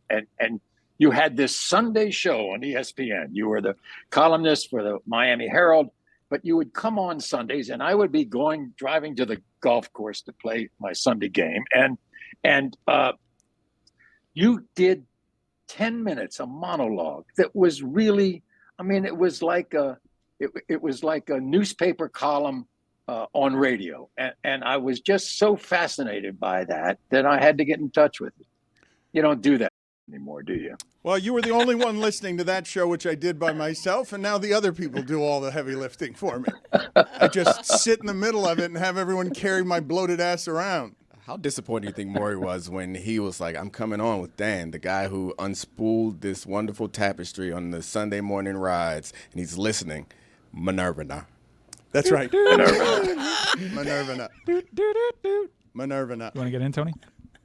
Michael Theodore. Minerva. Marchand. Connie, It had a little syncopation there, and you got a song. that was perfect timing by you. Connie Chung, your love of her. Can you explain to the audience? It's one of the great love stories. It is. It's you asked me to explain. I'm not too sure I can. I can tell you this. I think, everybody says if you're in the same business, that's trouble. I think it saved our marriage. The fact that we understood what we were doing, we understood what had to happen, the fact that we would be separated a lot because she would be running around the world and I would be doing something else. And I think that more than anything else, that we understood where we were coming from. And secondly, if you don't have a sense of humor, you got no shot. And she has one of the great senses of humor. And so that works. However, she does say, I say that all arguments end when the head hits the pillow at night. And she says, I hold a grudge all the time. Can you sort of explain to the audience when you're talking about sense of humor? I can't imagine that the two of you are watching today's news coverage and the state of American news and doing very much laughing. Well, it's what we're really happy about is that we're not in it. It would be very difficult to be in the news business these days in terms of trying to be objective and trying to be fair. It is so crazy, and news media is just gone off the rails. I don't think there is one particular brand, news media brand, that is absolutely pure objective stuff. Even like the New York Times, with the placement of stories, with headlines and things like that. It's very difficult. You knew who my father was, Dan, and he would have a very difficult time reading the paper these days. I can't imagine what your wife is feeling watching the news when you're just saying out loud, there is not an objective news source in America that Maury Povich and Connie Chung would sign up for. Yeah, I think the closest thing would be PBS. I watch a lot of the BBC, for instance. When I want to find out what's going on in the world, I'll watch them. And Connie is, it's very depressing. She thinks it's very depressing, but there's one aspect of news, Dan, that I think is the silver lining, and that is, and you'll understand this, local news gathering. I think that's fair. I think people are very interested in what's happening in their neighborhood, and I think the local newscasts are as objective as there is in the country. Also dying. New episodes of On Par with Maury Povich every Monday. Let's get from that kind of depressing to a lighter game. Would you attend their funeral? Let's make this difficult for Maury Povich. New episodes of On Par with Maury Povich every Monday. He's available on YouTube and everywhere you listen to podcasts. I've always found him refreshingly honest. Consequences be damned. So make it difficult for him, Mike Ryan. So I thought about putting Tony Kornheiser on this list, but it's very clear that Maury and Tony Kornheiser are very good friends. But the internet tells me you're just an acquaintance with Michael Wilbon. So Would you attend Michael Wilbon's funeral? Absolutely. Yes, I would. And Michael is a dear friend. Let's put that canard to rest. All right, I'm glad. We gotta correct AI so they can get better at All this. right, just to be clear, because I want to press and be a good journalist, you're going even if it's in Chicago? Wherever. I used to work in Chicago. It was a great town. All right, you're it was going. a great news I town. got it. All right, back off. So you're a member, according to the internet, of the Chevy Chase Club, which No, I am not. so. All right, well, Okay, I that's am not. All right. Were you ever? There are a lot of no. I was never. In fact, I had to kind of get the. I only played at Chevy Chase Club on Mondays when the pros were off, and we went over there to play around. I'm not a member. Never applied. Not too sure I would get in. Geraldo Rivera. He's okay. Geraldo's okay. That's I mean, not what we Would you asked go to his funeral? Would you go to his funeral? We didn't ask if he was okay. Yeah, I go to Geraldo's funeral. Because you Yeah, killed him? because huh? Because you'd killed him and you want to see the No, mourners? I would not. No. I mean, Geraldo and I, we came up around the same time. I'll put it that way. Wow, that's actually Or big whatever. breaking news. Lewis Black. Oh, special. In fact, this week, he's the guest on Par with Maury Povich. Did he impress you enough on What your a coincidence. podcast to be like, I'm gonna go to your funeral, pal? I mean, Lewis Black is one of my dear friends. I love Lewis Black. All right. I'll put it this way. Lewis Black. Why are you laughing? No, because we're playing this game very poorly with I mean, you. it's all right. You try to No. find guys in his life that are on the fringe of Okay. whether or not he'd go to I the got, funeral. It's a I, got harder a, I game. got a lot of guys. Maury, I Dan would- wants a I no. would've- That's what he wants. Dan wants no, a no. but, no, what Your I want, friends apparently- in order for the game to work correctly, it can't be the guy saying, of course, he's a dear friend. All right, Dan. We don't know who his dear friends You are. come All up. right, Dan. You come up. Yeah, You come up with some names. Yeah, Okay, yeah. Dan. Put it to you this yeah, way. thank you, Maury. Thank you. I won't go to your funeral. All right. Okay. Whoa! All right. So the internet tells me you're friends with a dude named Dick Pullman. And not only do I want to find out if you'd attend his funeral, but is that his real name? Dick Pullman? Yeah. Yes. And he's a professor at the University of Pennsylvania, and I endowed his chair. Yeah, you did. Trump. Oh, boy. No. And no. Bob Schieffer. Bob, believe it or not, the first job Bob Schieffer had was with me at the local station in Washington. No, I know. We've lost touch. No. Now we're playing the game. You should check in on him. He was born in 1937. Now, with you, now, Schaefer. now There we're we go. playing the game. Yes, nice work. Chief Justice John Roberts. Don't know him. Don't care. See, that was- Wouldn't know where.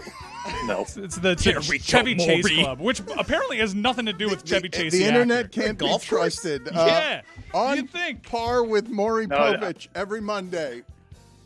Thank you. Dan, thank you and your friends. Don't steal this game now. I know you like it. Yeah, you can take it for on par. I don't know if you guys know how credible this person is on the subject of soccer, but when I tell you someone from CBS Sports' Golazo Network is joining us, a network called Golazo. Dominique, are you fluent in soccer? Are you fluent in how cool a word golazo is? That means goal. No, doesn't no. just mean It goal. doesn't just Come mean on, goal. man. It Come means on, golazo. Golazo. Like- That wasn't just a goal. That was a Just a golazo. goal. Dan, I was gonna get dirty there. I didn't want to get dirty. I'm not That's gonna do it. offensive, though. Put some flavor on it. It's a goal? Well, I was taking the flavor off for those who don't have flavor. What's So, the like, football version of that word? Like for a touchdown. A dime. A Dilford dime. Touched on asshole. No, there's no such There thing. isn't. There isn't. I think it's the Spanish language. Like better it's, language. Got yeah. more flair. It's a better Yeah, language it's that we better talked No, about. but you'd agree a Dilford dime is better. No, it is Nope. not. No, Nope, put it I on the would poll not. at LeBatard Show. What's better, Dilford Dime or a Golazo? Anyways, Tom Bogert is with us, and he's from CBS Sports' Golazo Network, and we've got a lot of soccer to talk about. So when I put it all in front of you, though, you choose as the person. And by the way, luscious, everything you got going. Fantastic. Luscious, what you got going everywhere with the face, everywhere around the face. You are the luscious. Tom Bogert. So thank you for joining us from the CBS Sports Does have a sad background. Golazo Network. Yes, it is a luscious. It He is just moved it in. is Prisoner. Guys, he you know just what? moved in. No, you guys are so good and so right about this. We have never had a juxtaposition of such a sparse background with such a luscious foreground. What's that shelf? Is like built into the wall? Yeah, Like, what is it's- that? What are Look you at all the doing? designs on that shirt. You got boxes all over your house, don't you? You haven't put anything in the house yet, have you? Absolutely. We've been doing a lot of work on this house. I was hoping that somebody could get the message to Stugotz. Probably not. I know that he's unreachable, but you see a little Grateful Dead cup right there. I thought that might make up for the lack of presence on the wall. Get me the clap book. Yeah, Yes. he need to dress us up. It's time I got to support Paperback. something. What do I support? Local. Paperback. I got nothing. You guys are totally right. That's why I was hoping that everything would come, like you said, Dan, and the mustache, the hair. Oh, That's it's my good. entire personality trait. So All right. I was hoping we just focused here. Well, so among the things that we've been talking about, okay, U.S. soccer being an embarrassment, the idea that Miami is about to host a game that is potentially embarrassing because they can't sell any tickets. Start where you wish among the 5 soccer items right now that everybody's talking about. Well, let's start with the Club World Cup because U.S. soccer is just too sad and too depressing, even though this is real world stuff that is even more depressing. But Dan, I'll kick it back to you because there are 3 things that are dominating the conversation around the Club World Cup, and none of them have to do with any games. The first is that ticket sales are straight up bad. It's been less than expected, and there's a whole lot to get into there. Number 2 is the labor dispute between the MLS Players Association and the league itself for the 3 participating clubs over compensation in getting to this tournament. And then number 3, which is absolutely the saddest, is the immigration policies in this country under this administration and the presence of ICE at these games, which is just really, really awful. So you tell me where you want to go. Oh, did I hear labor dispute? Sound like I heard a little bit of union Did talk. I hear immigration protest talk? It sounds like I've got something I want to talk about. Did I hear opening the door to sacking Pochettino? Ooh, already? Is that a soup? Delicious. You can start with immigration because sports is about to have, or is already and always having, politics in the mix. So we are about to head into, 18 months of optics that are bad and protests that will feel like they're happening in a different country than this one if things keep escalating to state militia levels. Dan, that was my overarching takeaway. So ICE is going to be doing, quote, security for some of these games. Why? I have no idea. And ICE told NBC Miami that non-American fans going to these games need to show proof of legal status. Just take that sentence. This is the United States of America. This is such a foreign concept, something that, again, growing up underprivileged, I've never even considered. Like, my baseline of all of the struggle, and again, I've been listening to the show since I was in college and a dumb college kid. Now I'm just a dumb 30-year-old. So you guys have helped me expand my horizons on all this, and it's just not something I could ever have assumed that would happen in the United States. So that's where that starts. And this dovetails with what's going on with American soccer and immigration status in this country. So in Nashville earlier this season, the predominantly Hispanic supporters group called La Brigada de Oro they stopped coming to games because they were fearing ICE raids at games, which is just extremely sad to start before anything else that's super serious and heartbreaking that, hey, we're just not going to go to the game because I'm afraid I'm going to get deported. LAFC, their supporters, they have a predominantly Hispanic supporter base as well, and they've had protests of ICE. They've had banners in the stadium protesting ICE. And obviously this is all with the background of the protests that are going around in Los Angeles. And this is something that is absolutely entwined with the soccer culture in this country right now. Dominique, as someone who found himself taunted by his 12-year-old boy about his wife being in a car with a flirting Luis, were you intimidated by the way Tom flourished under that luscious head of hair, La Brigada de Oro, the way that he said Spanish extra Spanish? Oh, no, because we're in different leagues. We're playing different games. If that's your thing, I'm not your thing. So, yeah, Tom, you play your lane. No, I'm just saying, he said that with a little bit extra, and I want to know when exactly you got good at that, going in between languages for the people to make yourself credible to all sides. Mi español es muy mal. I just got back from Buenos Aires, and I had promised myself I was going to be conversational in Spanish. You by just the time got back I got from there. Where? Where'd you get back from? Buenos Aires. Iris. You nailed it. Aires. No, you got it, man. Iris. I think that underpins my entire point there. So that's unfortunate. But hey, you know, life gets in the way sometimes. But next time I'll get it right. How is the coverage of the issue that you're speaking of there? Like, obviously, we've talked around here about the political strategy as expressed by Steve Bannon of just have the executive orders ready so that anytime something horrifying is in the news, Well, Steve Bannon it was too, Steve but it was Miller Stephen today. Miller. It's Stephen Miller right now. It was Steve Miller today, but half a fine it's judges. Steve Bannon's contention that you just flood every day with scandal. And so if you have executive orders lined up to get everything out of the news with the next horrifying thing that you're going to put out there, you drown in a bunch of stories where people aren't talking enough, because this is still, I think, Tom, I have this right, minorities in this country who are Hispanic are going to feel this a little bit differently when they see brown people rounded up this way and treated as threats. It's going to arrive a little more personally, and to have it fall under an avalanche of other news that makes it less noticeable that this is Nazi Germany stuff that you're starting down the path of. I'm just curious where it is this ties into how it is it's being covered in your world. It's whack-a-mole, right? Even the way that we started this interview. You said, hey, what do you want to talk about? And I said, well, here's 3 super serious things that could have led this interview. It could have been all that we talked about. And I said, hey, you pick, because there's just so much to get to. And even, again, talking about the immigration status and the Nashville supporters group, as you say, it affects the predominantly brown people. And Nashville has other supporters groups. And they have stood side by side with La Brigada de Oro because they are together, right? But they were at the stadium. They were at the stadium with banners and making sure that one section was completely open so people knew.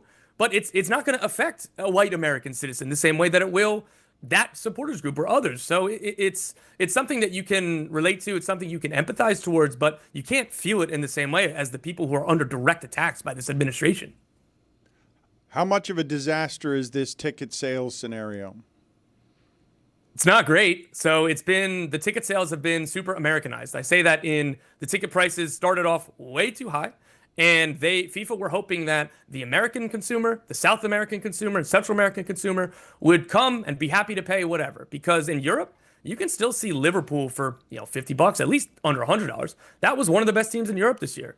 And in America, we're just beaten down by the normalcy that we've surrendered to of the prices being insane. Like, can you say that for any NFL team? Can you go to a game for $100? Like maybe Jacksonville in December when they're out of a playoff race. I'm a long-suffering Knicks fan.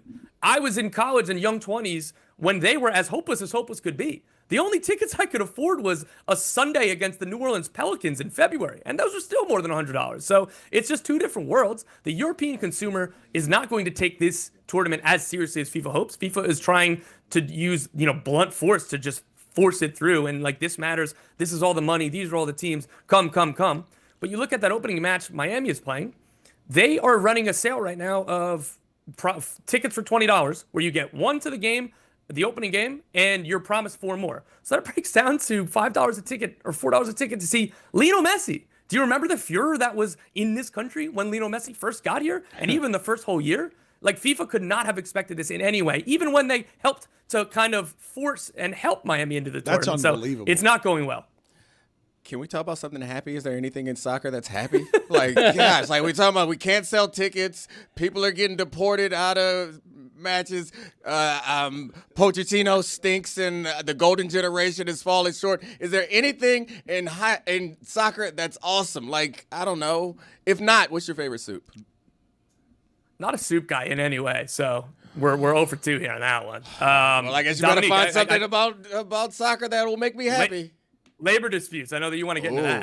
I love it. I mean, disputes are still kind of sad. Is there anything good about something good? Right? Like, we don't talk about soccer much. We come to soccer right now to talk about how awful everything is. Like, I'm looking forward to the World Cup. We got that next year. It's going to be fun watching our golden generation fall short. Oh, gosh. Outlook is not good. Outlook is not good. The MLS is fun. I know that's not everybody's cup of tea. I'll wait for Mike Ryan to kind of chime in here, but that's where I do my work and make my money. Why is it a cup of tea there? Do we have any idea why it would be everyone's cup of tea? Do we need to redo that one? I'm on it. I don't feel like everyone's a tea drinker Bailiwick? here. I do want to talk about how bad the U.S. team is, though. Yeah. Let's get into it. And Sorry, Dan. I wanted to say too. One of my goals for this interview was to not say an empty platitude. That made you go, "What? Where does cup of tea come from?" I'm sorry that happened to Sorry, you. but that's always minus 600 to any guest hit that we have. The United States is on a big time losing streak. Everybody was sick of Greg Berhalter. It seemed that he maximized his experience here, and they made a big splashy hire. And while most soccer fans like myself were happy with the ambition of bringing in a name, and it seemed very important to bring in a name here, Pochettino's resume is starting to look worse and worse. The more success PSG has, the more success Chelsea has. Hell, even Tottenham get a trophy. He wasn't able to do that, although I know he was very successful over there for Tottenham. This doesn't seem like the right voice in that locker room. And I know a lot of this falls on the players. The roster isn't great. There are players injured and not available to him. But there is precedent for host nations to get rid of a manager when they're already qualified for a World Cup, and it sparked them in the past. You look at Russia. You looked at South Korea in 2002. Is there, and I know he's paid a lot of money and the buyout's probably crazy here, but is there a chance that the U.S. wakes up and realizes they're not getting the results they're looking for here, or are they married to this process?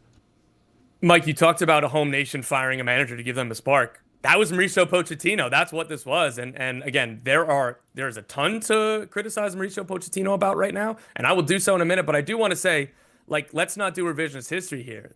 This was a widely celebrated hire.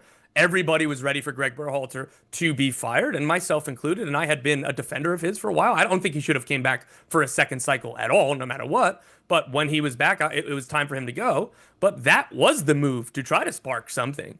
The most disappointing part about this summer isn't just the results and the performances, though those are extremely disappointing. It's that we went into this, even if they, drew against Switzerland with, 7 starters from the first choice pool missing? What would it have meant? What would it have mattered?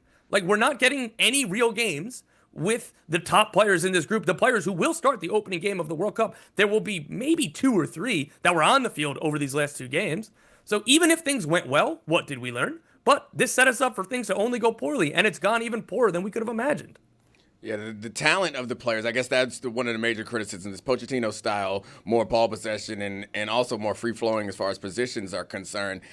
I feel like the mismatch there for our talent, our guys are like explosive American athletes. We got to hold back and have fast breaks. Is there any hope that Pochettino's style will evolve in a way that will let our players do what they do best? Pochettino sounds like a great soup, by the way. It does. Also, Dom knows ball. That's when the U.S. men's national team is always at its best. A counter-attacking team that uses its athletes, defend well, send a long ball, let an athlete chase, and capitalize on one of your 3 That's opportunities. how I play.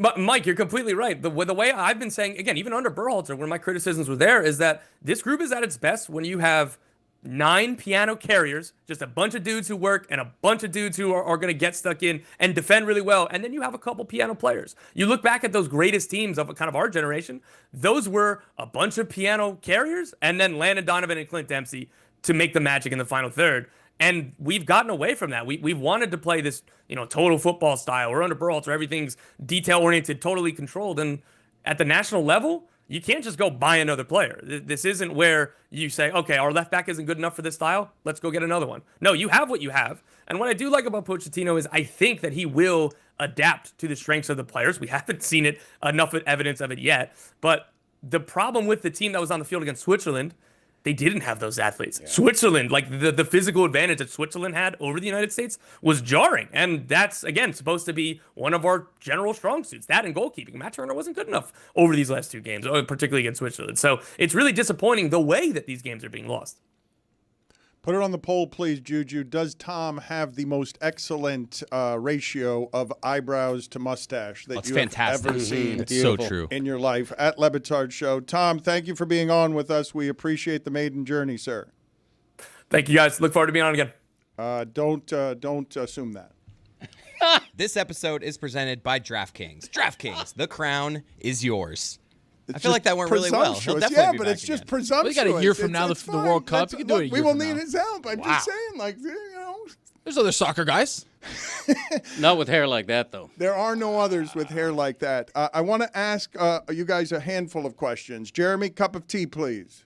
The origin of cup of tea goes back to the mid-1700s in Britain. It was actually used as an affirmative, meaning like someone that was a close friend or someone that you liked in an ebullient way. But then eventually, over the years, it changed, and it dates to the 1940s in America. It says that in World War II it was popularized, and Hal Boyle wrote in his syndicated column, Leaves from a War Correspondent's Notebook in 1944, you don't say someone gives you a pain in the neck. You just remark, he's not my cup of tea. Tony, in Britain. why are you shaking That was your head? long. That was a very long thing. You just said, whatever.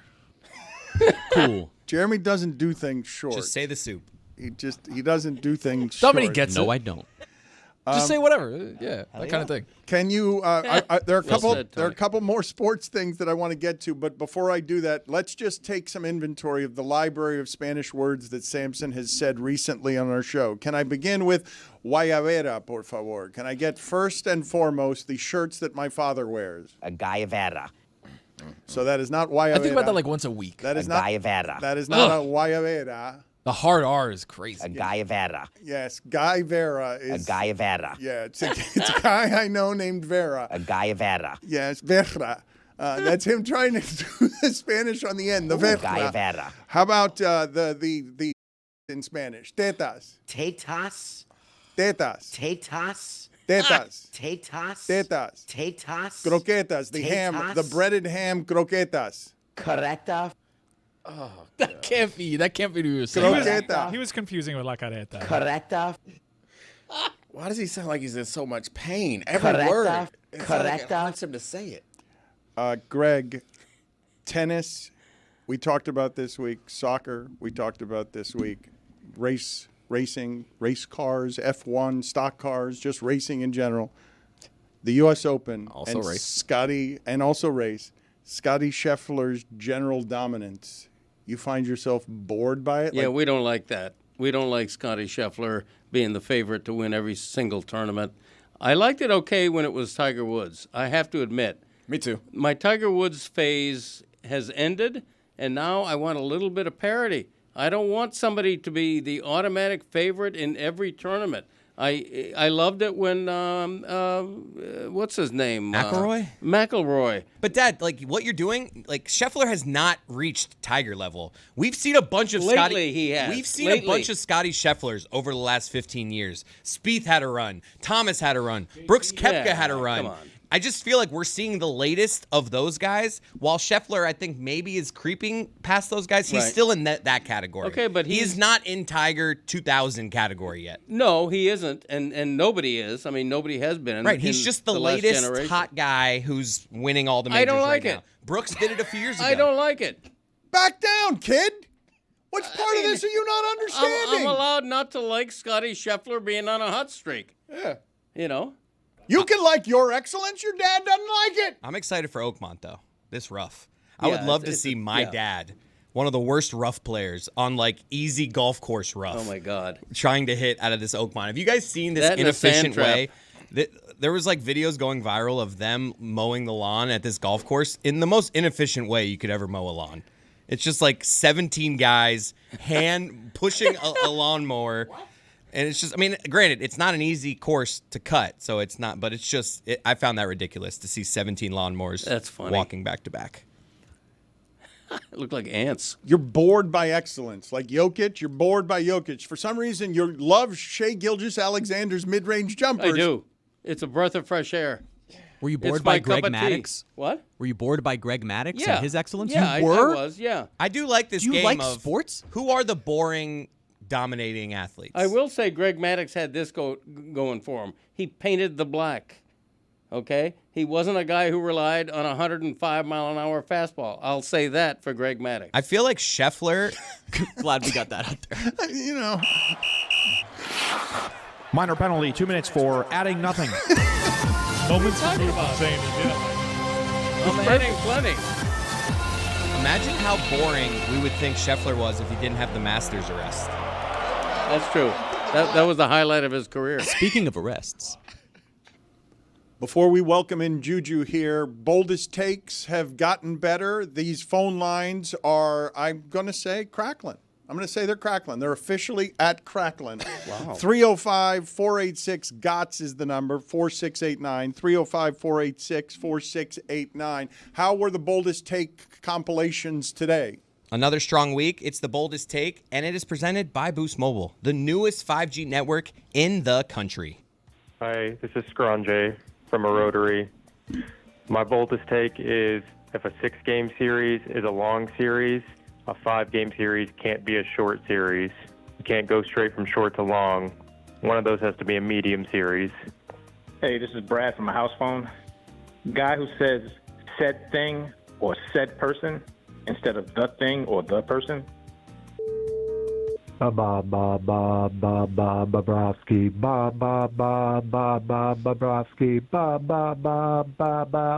Bobrovsky. Stop that shot. Bobrovsky, yeah, you're blocking every puck and standing on your head, Bobrovsky, Bobrovsky. This is Ethan on a mobile. This is a song about Tua in the style of Dora the Explorer. Toot toot toot Tua, toot toot toot Tua, toot toot toot Tua, toot toot toot Tua, Tua Tua Tua, you're our QB. You had one healthy year, but was it fluky? Grab your helmet. Let's go. Guardian cap. Bominos. Please protect your brain. Tua, Tua. Why is he not sliding? Oh man, Tua's not our QB. This is Jed from Kansas City on a payphone.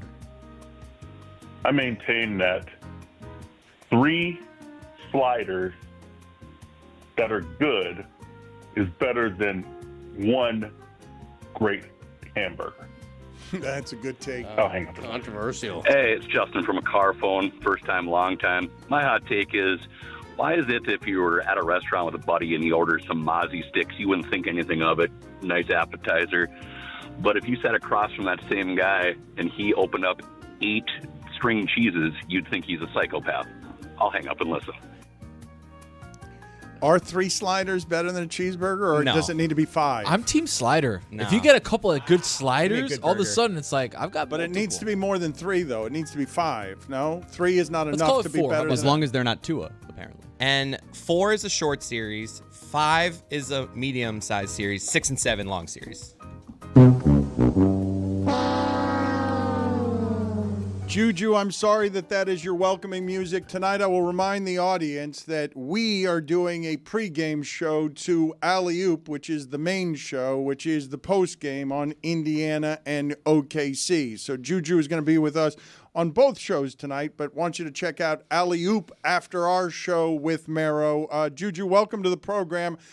Did you have any opinions from our audience on where it is that we landed a month ago on our Panthers conversation and Mike Ryan being mad in general at the Panthers coverage of this show, again, for the 3rd consecutive year, an annual tradition?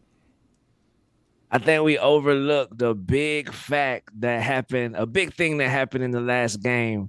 Bam Adebayo came out to bang the drum. He was accompanied by the birthday boy, UD. And dare I say, he might have did the same job you did. My boy was fast on the trigger. Bum, bum, bum, bum, bum. Let's go. Bum, bum, bum. Bam, calm it down. But we got the W, so we can't complain. Are you saying that Bam did it as poorly as I did, or about the same, better, worse? What are you saying? As equally as poorly as you did. Whatever you did, the NBA superstar Bam Adebayo did the same thing. Similar grade for me. I think you guys were both strong. Neither of you were the worst that have done. I like that superstar claim. He's not a superstar. You guys did say I did it better than Jaime Jaquez. Yes. Yes. You did. And so who's going to bang the drum next? You guys talk about this every game. We were hoping Coco Gauff, but Yeah. I'm seeing that she was on first take this morning. I mean, she could still get here by tomorrow. I think so. Is she driving? Every time you think that you want to know who it is that's banging the drum. I want that scoop. Yeah. Who's It's it going to be? important. Who do you want it to Is be? it? Not Jack Nicklaus. Can't have that. Oh, no. I want it to be Ariana Grande. Well, Game 7 last year was Luongo, so I assume we're going to go back to that well if we have a Game 6 because it worked out so well last time. Game 4, I don't know. It's tough. Maybe do you bust out a Marino again? I think we should sell the. I think we should auction off Dan Le Batard's Panthers jersey since we know he's not going to wear it again. He'll never wear that. If the Panthers win, let's auction that jerseys off to the fan. Okay, maybe we'll do that tonight during our watch party, 8 That'll o'clock, make sense. as the pregame to our. You've been on it today. Keep Chris. not wanting to talk basketball, Dan. It's Chris, crazy. you've been good today. Chris, you had a hell of a day today. I wanted to talk with the group and specifically Dominique about Trey Hendrickson, is among 3 players. Watt is one of them that they're just skipping minicamp. I'm assuming they don't want to just practice this time of year, and I wouldn't blame them. But Bengals rookie defensive end Shamar Stewart has waded into the mess in Cincinnati. And Juju, he says he's what % wrong? Like, how is it that a rookie is getting involved in this nonsense with Hendrickson's contract? Right. He said he's at least 1% wrong because he has already signed a contract, making himself, he thought about himself 100% right. So I wanted to ask Dominique, like, what does that type of talk do to a locker room, big bro? Well, I mean, I think there's always a divide in an organization, and all the teams I played on, like the coaches and stuff, were upstairs and the players were downstairs, and so it was clear, like, us here are together. But it feels as though the Bengals, because of their history, that team, I feel like, draws closer because their organization is so uniquely stingy and awkward to their players. It's like, it's pretty cool it's not cool to have contract disputes, but it's pretty cool to come into a locker room in the way that Shamar Stewart is coming into their locker room in complete support of Trey Hendrickson. And I think that they all recognize, like, it's all we got. We all we got. And I probably think the coaches feel the same way. So it's hard to predict how these things will happen, having not been in the locker room. But given the history of that team, I think the players are probably pretty close. What are you guys laughing about back there? It can't be about this Bengals talk. Yeah, it was a laugh, right? No, we were talking about something else back here. Okay, great. Yeah. I'm glad that's what you were doing. The NBA Finals, Game 3 tonight, Pacers, OKC. We have our show, and then we have after that, again, because it's going to be 3 shows in 24 hours, we have the post-game show with Juju. Do you have any thoughts here on what's going on with the Pacers and Halliburton, Juju? Bruh, I feel like the Pacers have made a grave mistake. They did the Knicks thing where they changed the street names around the arena to the player's name and their jersey number.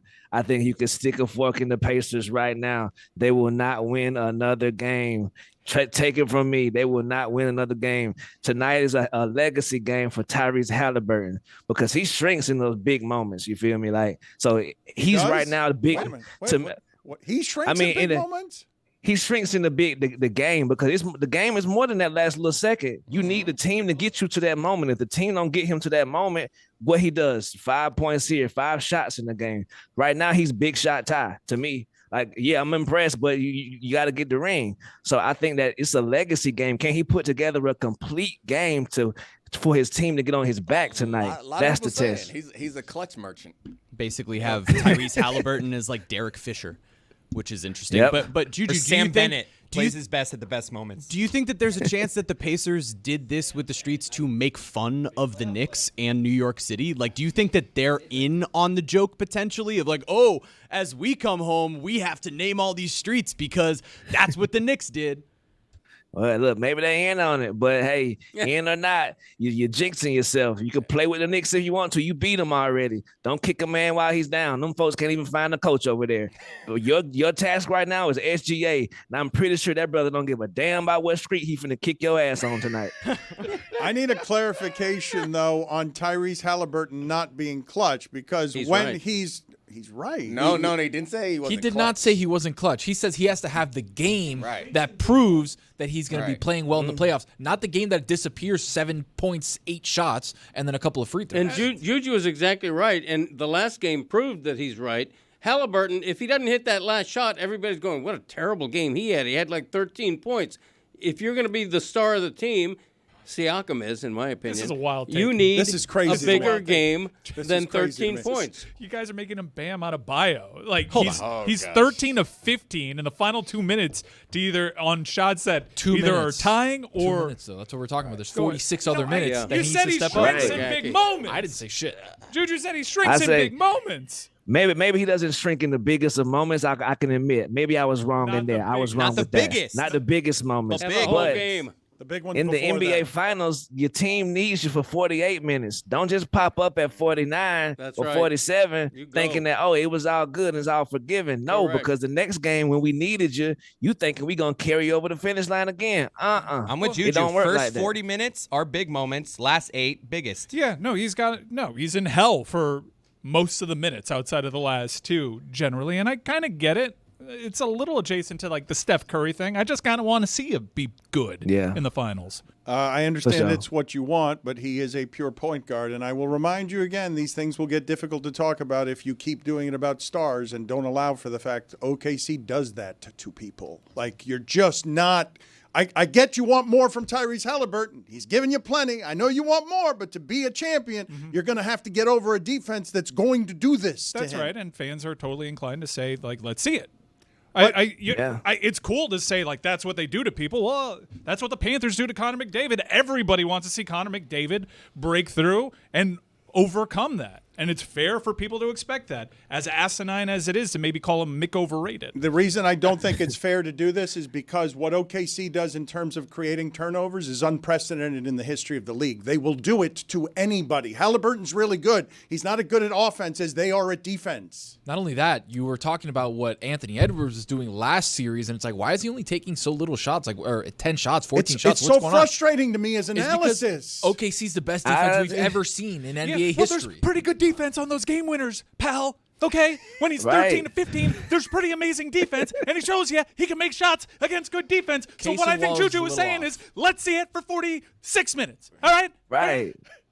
Right. And Exhibit A, Game 5, the last game played in Madison Square Garden. He took like 5 or 6 shots. So, I mean, hey, I know OKC does that to you, but the New York Knicks done it to him too. But he won. Okay. All right. Touche. Fine. Siakam series, though. I am with you. Halliburton should go 13 for 15 on all the shots he takes in all of the minutes. And then he should be the greatest player Finally. ever. That is why what do- SGA does, though. All right. Game, I'm why glad do we they got play there. the game? Why are they playing Game 3? Why are you doing a watch along for it? That's just what they do. No, That's just what they do. Because he the Primo's he here, can't that's why we're overcome. doing it. The He Primo's can't here. find an extra gear. If I'm being honest about why we're doing a watch along, it's because we booked Mero when we thought the Knicks were going to be in the finals. Whoa! Well, no, it's because Remy Martin Okay, look stepped up. too honest. Maury Povich, your thoughts there? Are you old enough to appreciate the royalty that joined us today? Yes, I am. When I saw him on the screen, I'm like, dang, that brother does not age. He looked just as good now as he looked while he was telling people, you are not the father. But I don't think we've had a more honest moment since Michael Doliak. Whenever Mike was like, Today? Maury, you're a member of the Chevy Chase club, aren't you? And Maury was like, no, I'm not. Like, he did not want to be a part of that club. So salute the bit, bro. And Connie Chung. We did very poorly by poor Maury Povich by putting him in the Chevy Chase Club and forcing that very angry denial. Marvy Povich. What do we have for poll updates, Juju? Poll updates. And also, lastly, I agree with you, Greg. Baseball's unwritten rules need to get over themselves. Like, oh, you can't step on the diamond without a full uniform. Sir, please. I think one of the first steps to being a better person is being able to laugh at yourself. Yes. And baseball never laughs at itself. Never. Get out of here. Yes. Put it on the Full poll. uniforms. Does baseball ever laugh at itself? Never. At Le Batard Show. What do you have for us on polls, Juju? Is chicken noodle soup the king of the soups? 65% of the audience says yes, it is.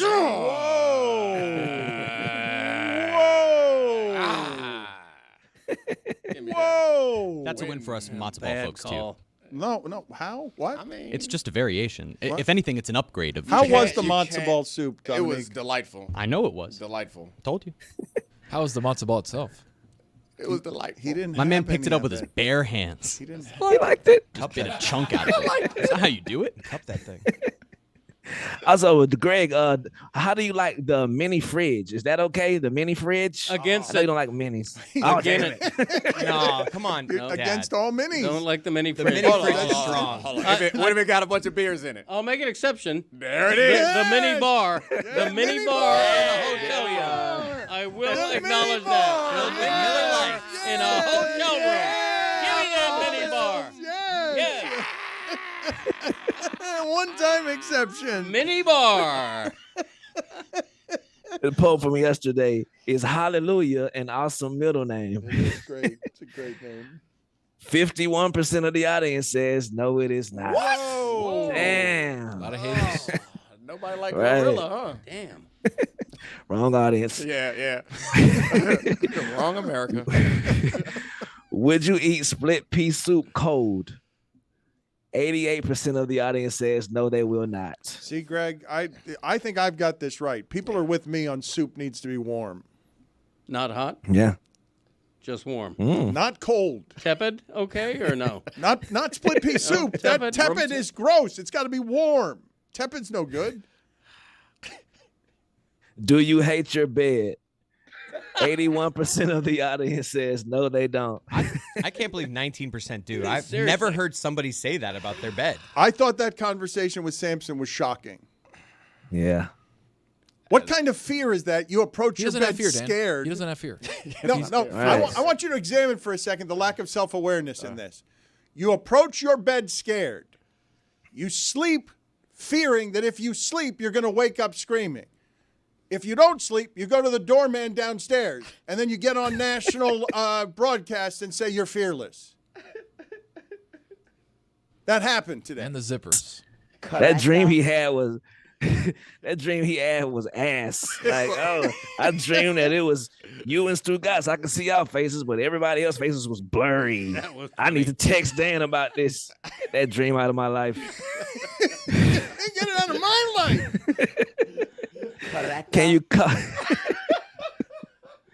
Can you call yourself a fearless person if you're afraid of people putting their hand in your candy bag? 84% of the audience says no, you can't. Tatas. And the last poll is a chapped ass the best ass to tell someone to kiss? 74% of the audience says yes, it is. And those are your polls. Juju, thank you. Again, join us tonight, 8 p.m. on YouTube, broadcasting what should have been the Knicks and OKC. Watch Lou Dort and the strangling defense of OKC make Juju and others say that Halliburton is a choking choker who does not do big things in big moments. I hope that it escalates tonight to Mike telling someone to kiss his ass. Kiss my ass, Mike, was crossing a line. It's very easy for Brad. It's eye level.